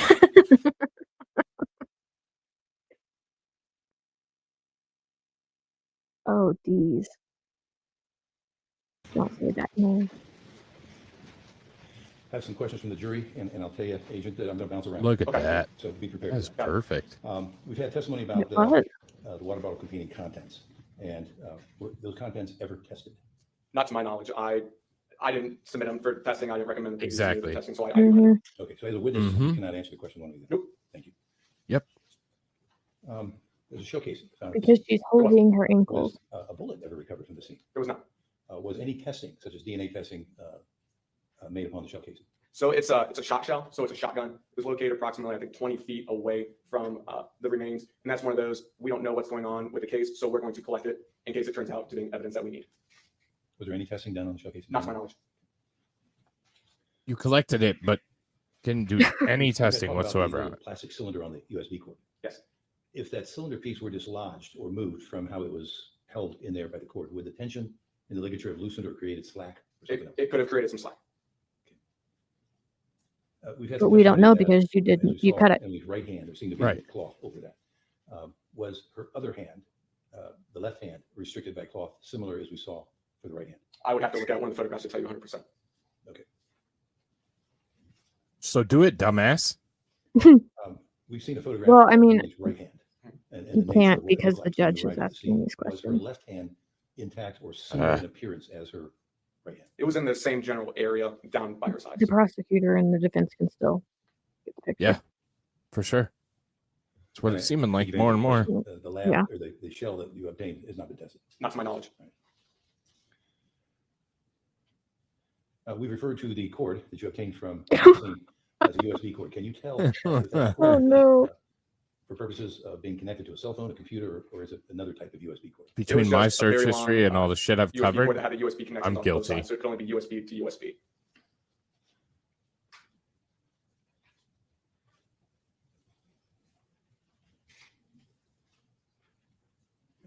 Was the soil that you obtained? I have a habit of stepping into things. Not so- to my knowledge, I never, since Yeah, BCI you doesn't do. do that kind of testing, I don't get those lab reports, so I don't know if Westville PD sent it out to be tested through some other company.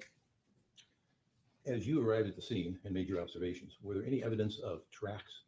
And I say tracks, I think in the sense of footprints or something similar to that, indentations in the soil. So by the time I got there, numerous people had already been down there. The people who found the remains, I'm sure the coroner investigator went down there. I'm sure Westville detectives went down there. I didn't see, any, beautiful footprints that I needed to document or use dental stone to cast and collect. You have no sense of when or who placed any? No, I can't tell you how long the footprint would have been there. All right, and that's the next question. Okay, All right. Thank you. Does that raise any questions to the state? Sure.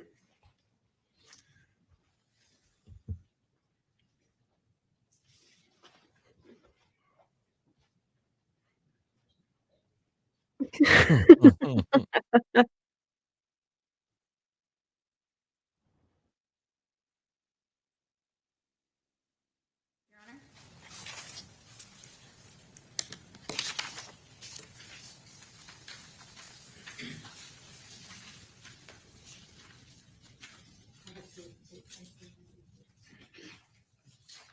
And the fact that they didn't even bother to test it means that Yeah. it wasn't that important. Like they already had their mind made up.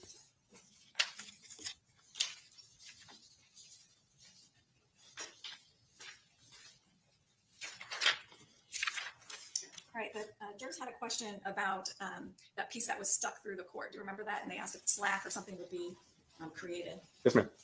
So I'm going to put on the overhead states exhibit 108. Okay. Oops. Again, can you identify that area on this photograph for the jury, please? So the area that we're talking about Where the cord was stuck. Yep. is right there in the middle of the green box. There's nothing holding that in place besides the weight. Correct. So had that moved, the entire cord would have collapsed from the branch. Correct.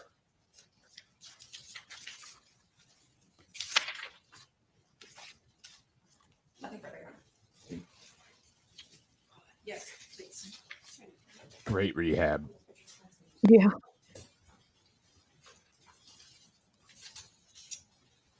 He's gonna end up going to rehab after this. Mm-hmm. Well, I'll follow up, showing you what's marked as 108K. So just so we're clear, when I say we, just sort of generally clear, that if I was trying to ensure, right, that those two pieces are connected, there's no knot there, right? There's not. The knot is in another piece of the cord that you Tell me testified to there's earlier. not a Would you agree knot? with me on that? Yes, ma'am. The knot is, I don't see it in there. It might not be. It's further up in the picture. It's further up. I don't It see it in might this picture, not right? be I up don't in see the it. picture. Right. What an asshole. The soil, sorry, I had the three pictures in the like. Yes. One moment, Ron. Please.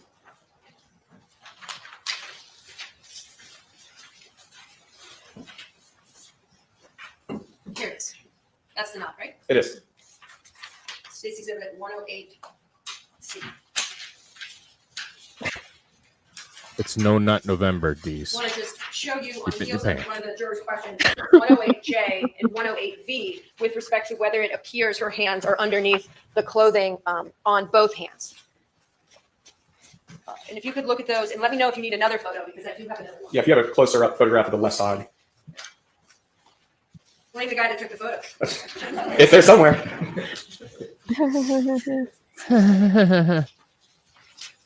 Matt does not look thrilled about it. No.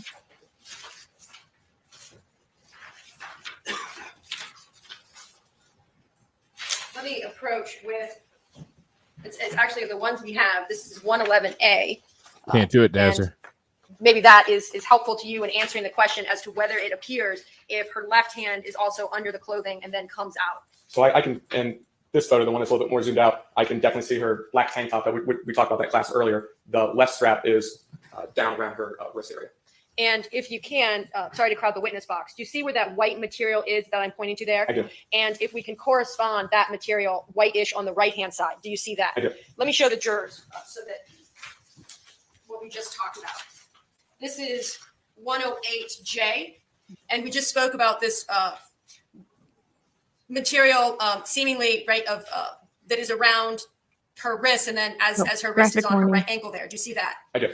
Then going to the other side, Brunette is his defense. we talked about that same whitish material. Is that what we just talked about, Agent? Correct. And the second photo I'm showing you is 108V. And just so we're clear as to the items that were recovered from her body, she's got the leggings, Yes, ma'am. right? And the tank top, Mhm. right? Yep. And then the shoes. Correct. I don't even, and there wasn't any kind of like, you would have certainly made a note or bagged it independently if there was some kind of separate wrapping or sheet or clothing around it, right? We might not necessarily collected it because a lot of times we want to send the body as it is to autopsy so the pathologist can look at it. But I would have some point dictated at my report that there was Good something. happening lawyer or something. But what we know with is a there. good lawyer. Objection? Yes, may we approach this? Kicker. The other one is not.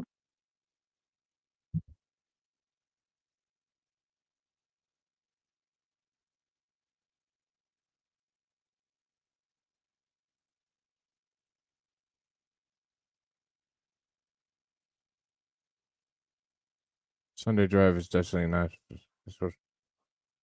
suggestive for smoking before you drive. No, because that would be illegal. Mm-hmm. We would never condone that. But we don't No. give advice, so go for it No, if we you want don't. to. I don't give a shit.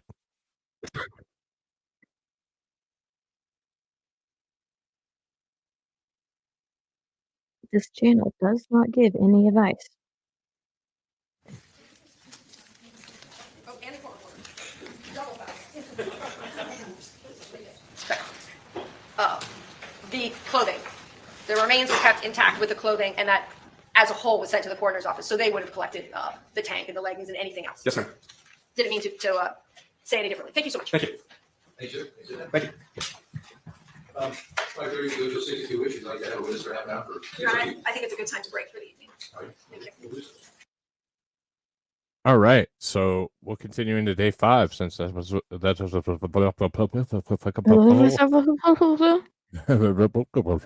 so. I think we have a new asshole cop now. Oh, a new one. Yay. Oh no, We're not stopping. we don't give advice No, we don't. We don't. ever. We do not give any advice whatsoever. Charles Carlson. I think there's actually 2 more witnesses for the state. That's it. I could potentially be wrong, but I was trying to.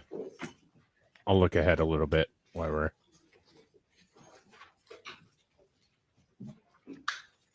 I can multitask. Mm-hmm. I'm like, dog mama. I'm multitasking right now. What are you talking about? I know, so am I.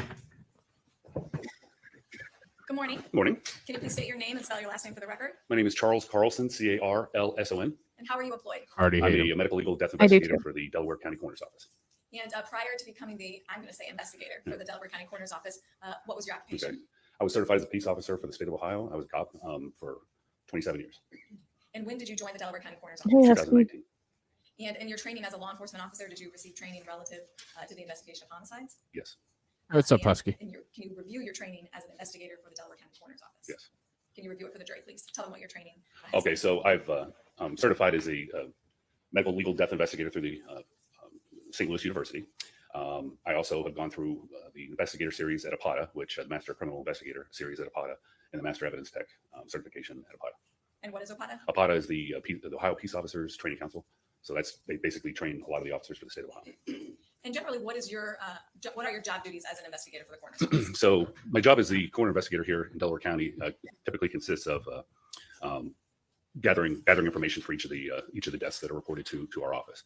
So layman's terms, what we try to do is once a death is reported, we have to review whether or not the case is going to be a coroner's case, because not all deaths are coroner's cases.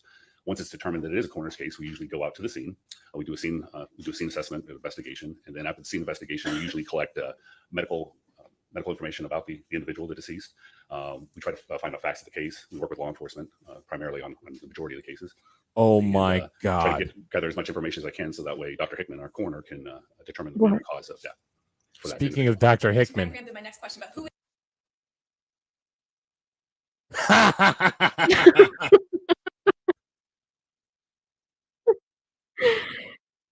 Oh, Dr. Mark Hickman. is that his only job? No, he's also a primary care physician here in town. So he's considered full-time coroner here for Delaware County. right. Come over. Yeah. So we review cases in that during his off days, after hours, that kind of thing. And So when you he's coming get up. to a death scene, do you have a general procedure that you follow? Yeah, Right, typically, you yes, get you an already overall of the scene. understand. You try to figure out, okay, what's the scene like? Is it safe? Or So make he's sure coming that, up at you the get into end the scene. of the Then next you try to day. gather as much information Okay. about the scene and how Or the end of the end of this death of day, individual. essentially, but we're not The gonna other get to it today. the other avenue He's of like Right. 10 hours death away. investigations, the scene investigations is you talk to people that were on the scene, whether you have witnesses, you have law enforcement there, you have EMS personnel there, you have a multitude of people that might be involved. You might have the person that found the person, kind of thing. So you try to talk to as many individuals as you can to try to get as much information as you can about that scene. Well, the ladies that When you found the were there person and were very presumably the body talkative. is there when you arrive to a death scene. Mhm. Correct. And what is it, the Delaware County Coroner's Office role or responsibility with that body? So our responsibility is for the body itself. So we control the body, for better term here. So typically we document the body as much as we can. We'll photograph the body. Sometimes we'll examine the body depending on the circumstances externally. And then once we've done all of our collection and documentation, we will secure the body in a cadaver pouch or a body bag and then seal the body bag at that point. And you do this in conjunction with law enforcement at the scene. Correct. Usually I'm the one doing the assessment and everything else. The law enforcement's present with me. And sometimes I need their help. And once you collect the body and you leave a scene, what do you do with the body? Okay, so we have we contract a company called Store Mortuary Transport. They're a livery out of Columbus area here, and they're the ones who transport the body to a funeral home or to Montgomery County We where we have don't our need autopsy. all this information. They also contract know. from Franklin County and Union County. So we'll they work we'll several end with members' this guy. offices, not just ours. And that takes us into some good ones coming up. 4 or 5 years ago, we used Franklin County, but Franklin County is overwhelmed with their own cases, and we talked to Montgomery County, and they were more than willing to accept our cases and do the autopsies. Well, why don't we do them in Delaware? Oh, sorry. We don't have a forensic pathologist, so for the cost effectiveness for the county, The fuck it's you easier don't? to pay another entity to go ahead and do that. And Montgomery County. Fucking Ohio. And have you been to the Montgomery County Coroner's Office for autopsies before? Yes, I have. And after an autopsy at the Montgomery County Coroner's Office, is a report generated? Yes. And what is that report called? The post-mortem examination report. And then eventually is an autopsy report prepared? Okay, so I think we're talking about the same thing. It's so it's called a post-mortem examination report. We do get a preliminary report that usually comes out. It's not always on every case, but we do get, sometimes we'll get a printed out preliminary report as well. That's usually several days after the autopsy is performed.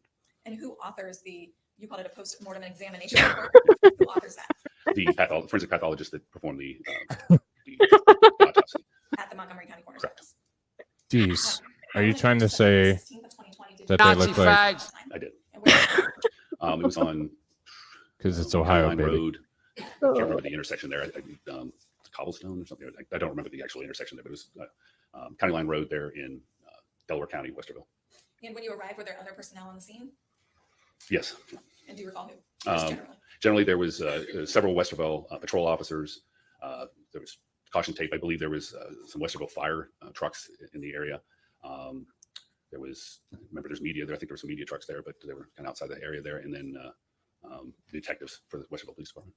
And do you recall what time of day generally you arrived at the scene? It was evening. It was around 8 p.m. Was it dark yet? No. And when you arrived at the scene, what was the first thing that you did? Okay, the first thing I did was go find who was in charge. I think it was Detective Alloway. Was the first person I probably spoke to at that point to try to get more information. You know, where was the body? You know, just more general information. You know, kind of what we're looking at. You know, just more detail about in general, just of the scene and you know how it came about that they found the individual. And then did you respond down to where the remains were at? Yeah, we did take I walked down with a couple of the detectives. We did take a general look at the body, the decedent, and at that point we knew that BCI was in contact. Was already contacted, and they were en route. So we returned back up to the sidewalk area and waited for BCI. And then you did return down with BCI. Correct. And do you recall who from BCI you were with? It was Agent Holcomb, Chad Holcomb. And was Agent Holcomb documenting the scene while you were there? Yes, yeah, correct. And you were documenting. Now, at some point, describe how were the remains there generally when you arrived? So it was advanced decomposition. Damn, so Bobby, how did you do that? It was very hard to make a whole lot of detail out of the individual. There was some skeletonization as well as some mummification going on. She was in a kneeling, seated position with what appeared to be a cord around her neck. And that cord was hanging down from a tree branch? Correct. And then at some point, were you there when Special Agent Holcomb cut the cord to release the remains from the tree? Yeah, I was there when he did that, yes. And did you assist him in doing that? Correct.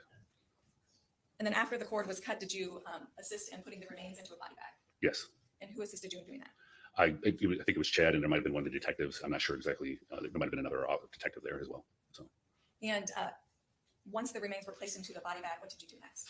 At that point, I photographed the front of the body, and then at that point, due to the advanced decomposition, we weren't going to do too much of an external examination by manipulating the body at all. So it was determined at that point just to photograph it and then seal the bag at that point and have it taken down to Montgomery County.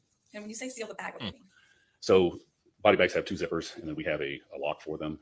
So that way, once the bag is locked, if it gets entered again, then it would be the seal would be broken, and then we would know that it's something in the bag without authorization to do so. Your Honor, may I approach the witness? As shown counsel, what's previously been marked as Exhibit 122 and showing it to the witness.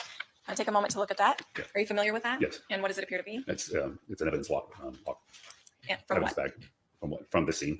Okay. Yeah. The September 16th Yes. scene? Sorry. Yes. All right. And is it a fair and accurate depiction of the lock you placed on the evidence bag on September 16th of 2020? Yes. Permission to publish to the jury?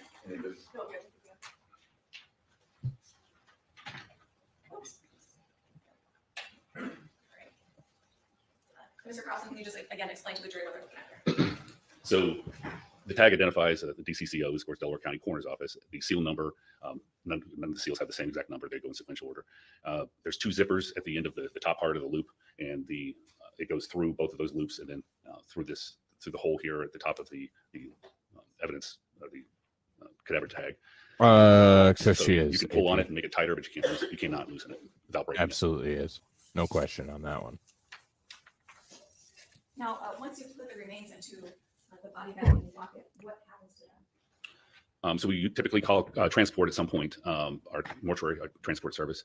Once they arrive, one of 2 things happens. We'll either assist them, or multiple people will assist the transport individual getting the cadaver pouch, the body bag, into their vehicle, which is typically a livery van, a mortuary funeral van. And is that what occurred on September 16th of 2020? That's correct. And where then do the remains go, and how do you know?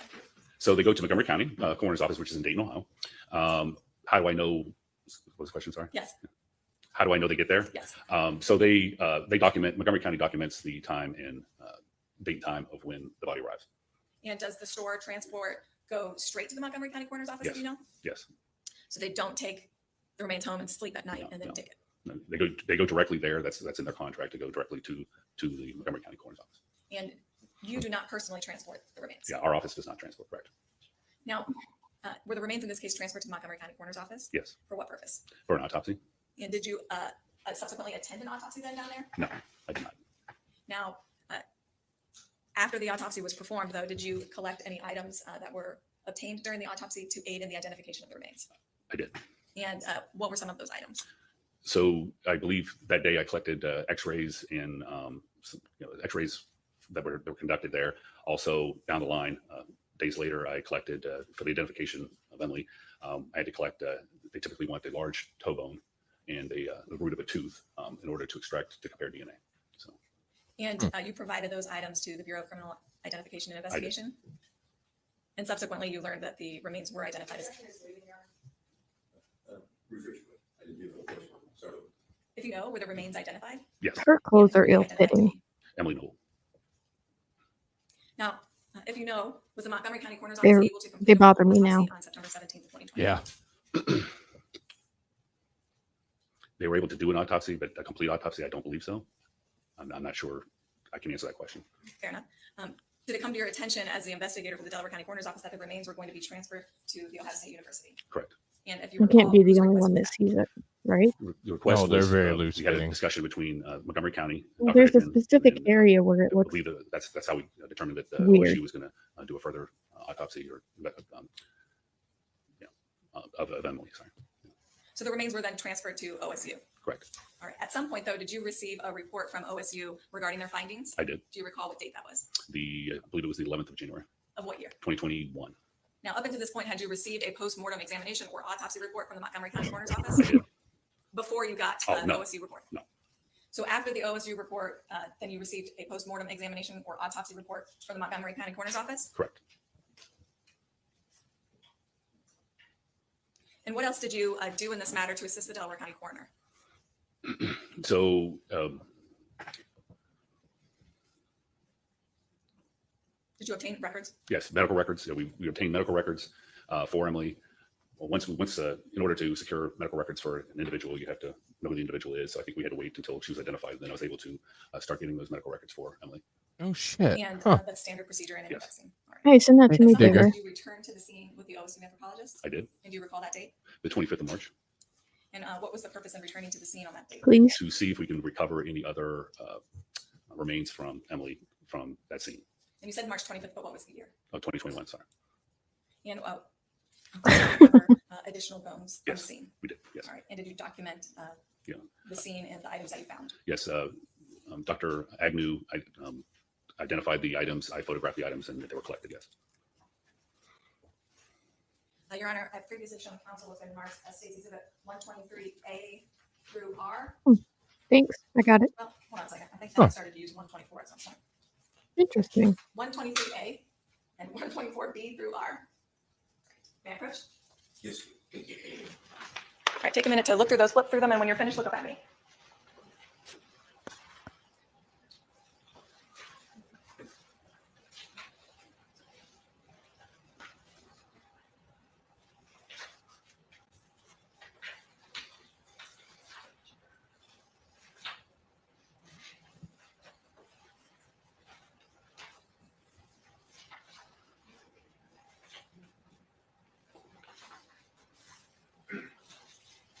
penguin, rook, penguin, chicken, ant. Are you familiar with those? This is definitely me. And when I say the word scene on March 25th of 2021 that you returned to, where exactly is that?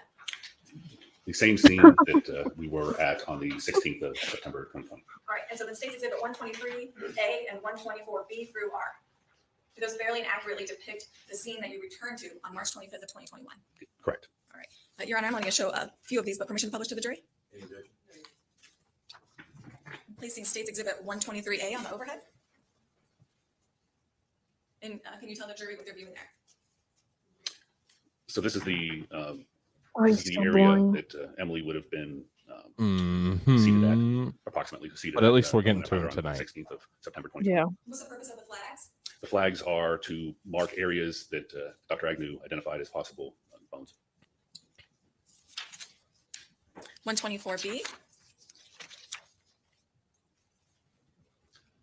I believe this photo was a close-up photo of one of the bones that were recovered, that were marked from the larger picture you saw before. And that you can see there's a flag mark. Yeah, correct. Can you circle the bone? Your screen is touch screen.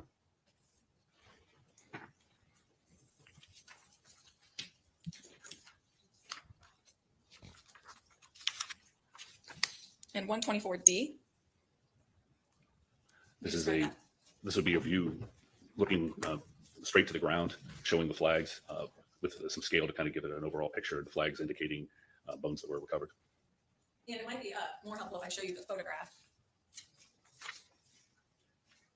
Are you able to say what those items are in the photograph? They were bones.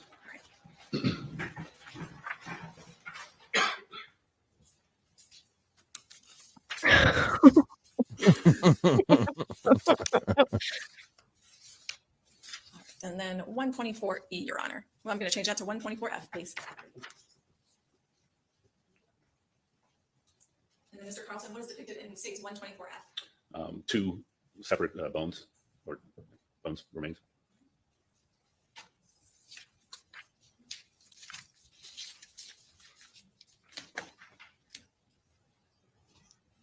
And after you returned to the scene on September 25th of 2020, did you receive another report from the OSU anthropologists? Yes. And then after that, did you receive any other reports relevant to the remains of this case? Yes, I did receive another one in May, towards the end of May, from Dr. Smock. And what year? 2021.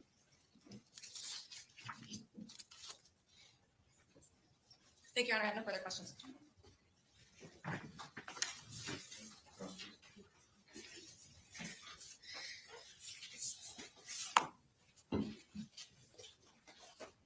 Good morning. Morning. Diane Menashe. We met briefly yesterday in the hallway on behalf of Matt Moore. Just want to go over your background, just so the jury understands. You have no medical training, correct? You've never been to medical school. No, I've not been to medical You school. were not a doctor. Correct. You have been a medical legal death investigator since March of 2019. Correct. And before that, from 1990 to 2019, you were a detective. Correct. Well, I was a police officer and a detective. You were a police officer initially, and then you were a detective. Correct. Right? And was that for the state of Ohio, or was it a local law enforcement? That was the state of Ohio. And I know that you talked about St. Louis University with respect to your training. I just want to make sure I understand your education. Your undergrad was in criminal justice, is that right? Correct. And you have no master's or advanced degree. Correct. Moving to Mark Hickman, who is the Delaware County coroner. Mark Hickman is a primary care physician here in Did you Delaware see County. what Bobby posted He in is Hottie? a forensic pathologist. Correct. No. He, Is it Bobby? Is also not in No. his capacity as a Delaware County coroner doing any autopsies. Correct. He's Oh, also not a gross, forensic Bobby. anthropologist, is that correct? That's correct. As I heard the testimony, Delaware County doesn't have its own forensic pathologist, and that's why you contract with Montgomery County. That's correct. Just so so I'm clear about the testimony. I know that you It did not leaks attend too? the autopsy that was done by Montgomery County coroner. If you know, it's also true that Mark Hickman did not attend that either. That's correct. So neither of the Delaware County, you or Mark Hickman, attended the actual Stupider, autopsy that was done Bobby. in this case. Stupider. There was only one autopsy done, and that was done at Montgomery County Coroner's Office. That's correct. I want to be sure we're clear about that because in your testimony on direct, you indicated, just to clear it up, that the remains were sent to OSU, and I thought you said for an autopsy. You would agree with me that OSU did not perform an autopsy. That's correct.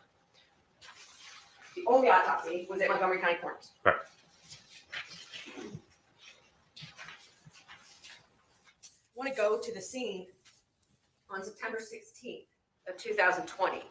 When you got there, you indicated that it wasn't dark yet. Correct. You stayed at the scene, though, long enough for it to get dark. Obviously, yes. Yeah.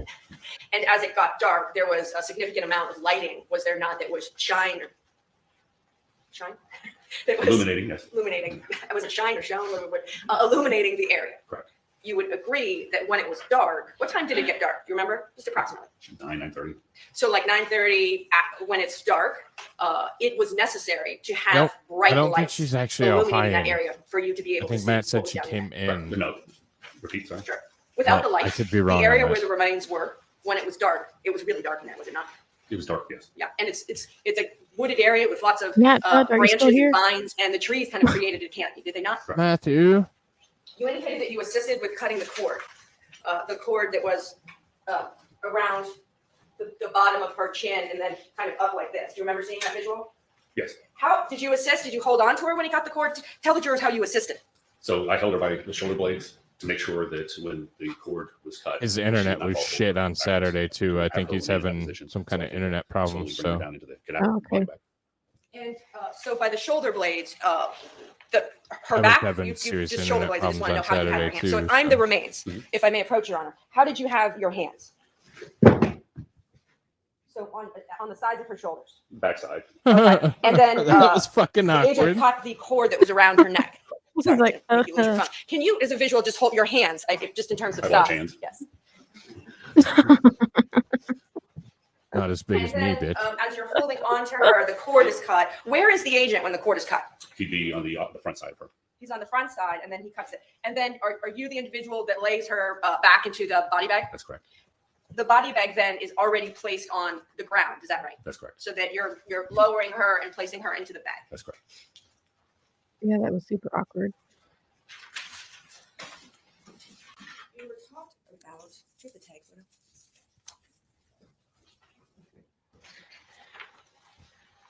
There, you weren't shown a photo, but I believe as the remains went to Montgomery County Coroner's office, there was a band that was placed on the remains, was there not? That's correct. And did the band that was placed on the remains, it said Emily Noble? No. It did not. No, we did not. Which wrist was the band placed on? I don't recall. Okay, and who placed the band on the wrist? I did. So tell me the information that was on the band. Typically, when you have an unidentified individual, you put John or Jane Doe. And do you remember putting Jane Doe in the band? That sounds accurate. Okay, and we don't, I'm looking for the picture of it, but State's Exhibit 122, it's just the tag on the True. bag. Yeah, that would be the other bag. True. Right, but there was also a band on her wrist, and I'm sorry, I don't have a picture handy, but, and that went with the remains as well, right? That's right.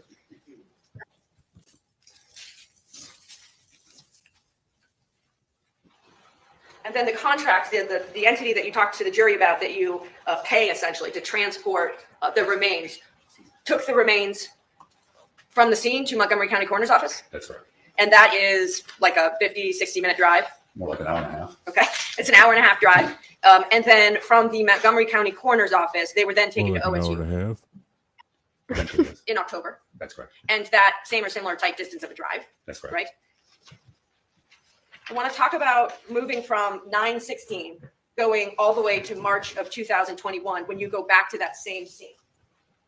Are you aware, and if you're not, when Matt Moore was arrested in this case? I'm not aware.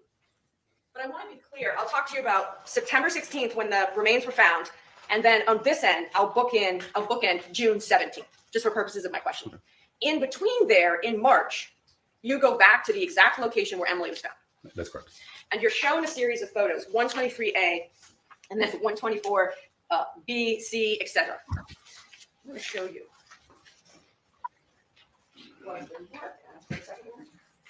Showing you just, for example, 124E. Right here, those appear to be teeth, right?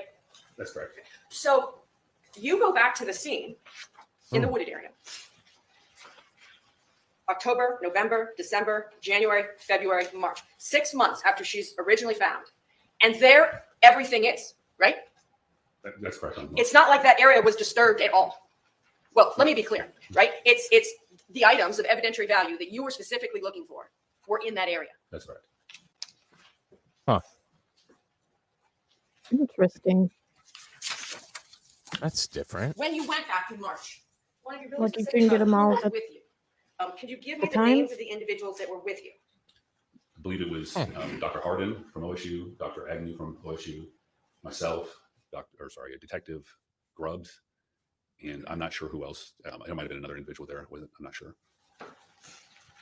Before you went back to the scene on March 25th, you participated on March 9th, did you not, in a telephone call with a Dr. Smock?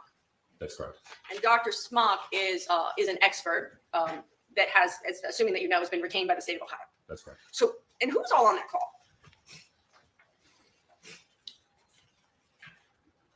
I don't recall all the individuals who were on that call. Maybe Detective Peachy, Detective Grubbs, the prosecutors, That sounds accurate. and it was a Zoom call. Do you remember that? I believe so. And that's before you go back to the scene. You're on that call with Dr. Smock. That's correct. You would agree with me in your capacity as with the Delaware County Coroner's Office and as a death investigator that in the state of Ohio, the only person that can determine the cause of death is the medical examiner. That's incorrect. It's the coroner. The coroner, I'm sorry, right? The coroner. So in this case, the entity that did the autopsy was the Montgomery County Coroner's Office. That's correct. And there's actually two forensic pathologists at the Montgomery County Coroner's Office. Would you agree with me, Dr. Richmond and Dr. Lehman? That's correct. So either of those two individuals, under the law in Ohio, could determine the cause of death. The cause is correct, yes. The cause. And I understand there's difference of cause and mechanisms of injury, but the cause of death, that's for the coroner to determine. Is that right?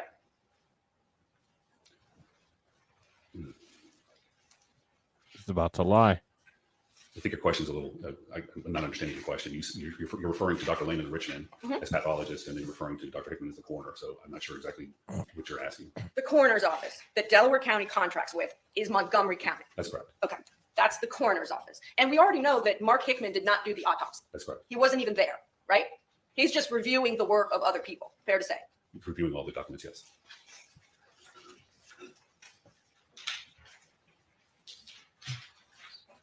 Nothing further. Just briefly, Your Honor, counsel was asking you about who makes the determination as to the cause of death for bodies that go to Montgomery County Coroner's Office. It's going to be Dr. Mark Hickman. All right, and so Montgomery County Coroner's Office performs the autopsy, correct? Correct. They make findings, correct? Yes, that's correct. You provide all of the information that you gather in a death scene and provide it to Dr. Hickman, correct? That's correct. If that includes consulting with experts, that information is provided to him too. That's correct. And then at the end of the day, who determines the cause of death? Dr. Mark Hickman. And who determines the manner of death? Dr. Mark Hickman. No further questions. Ooh. Bitchy, are we? Even that's like, what was that? You would certainly That got agree with weird. me that Mhm. a coroner's work is to be objective. Yes. So when you were just asked by the prosecutor about Mark Hickman receiving Look at the eye information roll by this through ginger investigation or bitch. perhaps through experts that have been hired by the state of Ohio, you would agree with me just based on your experience as a detective for 29 years, I believe, and then your experience as an investigator, right? That objectivity is different from subjectivity. Objection outside the scope of redirect. Yeah. Right. Objective means you just look at the facts, does it not? Without any other bias. I guess I'm not 100% sure on the difference between the two words at this point, but I'm sure you'll explain that. What the Well, fuck? you were just asked these questions about the information that Mark Hickman was provided. Holy and those shit. included information from experts, perhaps experts that have been hired by the state of No, Ohio. he didn't just say that. He Are you doesn't familiar know then the if you're not difference familiar between with the two objectivity or words. subjectivity? Are you familiar with what bias can mean? Yes. Nothing further. Any questions you may have? Holy shit. Yep, That's a win. absolutely.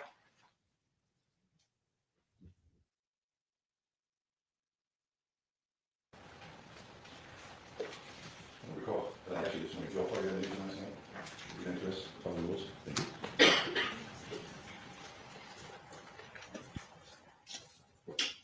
Yes, they do. Apparently, so do my Spartans, because it's going to overtime against James Madison.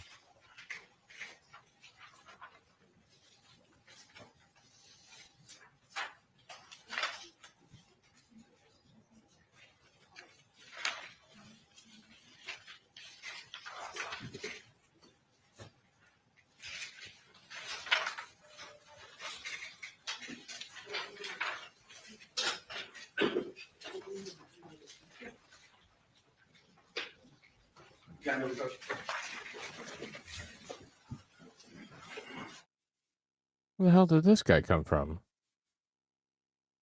From the outside? What? Did they need another person on the team? Apparently.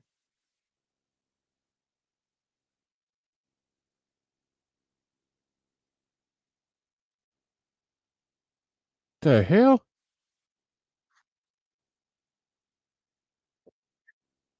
From the outside place, yes, probably. From the hallway. We had to tag in. So before we present our next witness, there's some things that need to be done, so I think we're gonna take a morning break. So 10 minutes, please. Remember the 10 minutes. Okay. Oh no. All right. So that's going to be it for us tonight, ladies and gentlemen. I have to go scream at my fucking computer screen because obviously Michigan State can't put away a goddamn mid-major bullshit school without going to overtime. So, assholes. It's okay. I'm beating Ozzy in fantasy football, so we're good. That's good.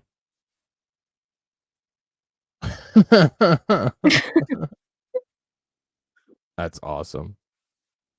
But, yeah. So we are into day 5 now. So that means we're getting closer and closer. I believe this is going to be the last day. It was hard to tell. I'll look. But either this day or the next day will be the last day for the state, the prosecution. And then there's not. Hang on. There's not a whole hell of a lot for the defense. I mean, they don't really need to put on much of a defense. I mean, it's all pretty damn self-explanatory. So we have day 5, 6, and 7 left, and then the verdict comes in on day 8. So, so we're a little bit more than halfway, and yeah, I think 5 and 6 are. I think 5. The rest of 5 is still the prosecution, and then we move into the defense. I believe it's the end of 5 or early part of 6. So we'll see. But yeah, that's gonna be it for us tonight, ladies and gentlemen. Special thanks to Matt for popping by. I know the internet didn't work, but I appreciate you coming to hang out, buddy. And you're welcome anytime.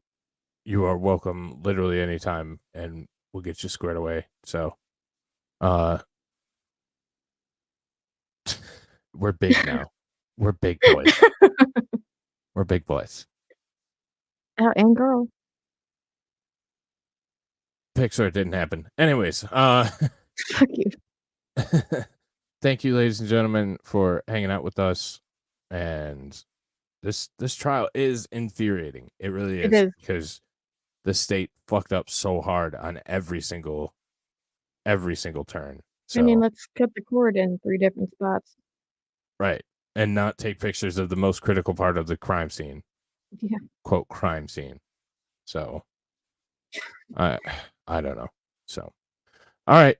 Hope you guys have a great night. Tomorrow will be Tension Tuesday. We'll go over the new takings place in World Tensions. And then Wednesday is going to be a special day. That is my 1-year anniversary of streaming. Yay. No fucking clue what I'm doing yet, but it will be something. So it'll be a good time. You should stop by. I mean, we'll maybe have an executive meeting on Tuesday night, Wednesday at about 7. Let's be honest. We all know me. So we'll figure it out at some point. But yeah, that's going to be it. I hope you guys have a great night, and we will catch you all very soon. Take care. Later.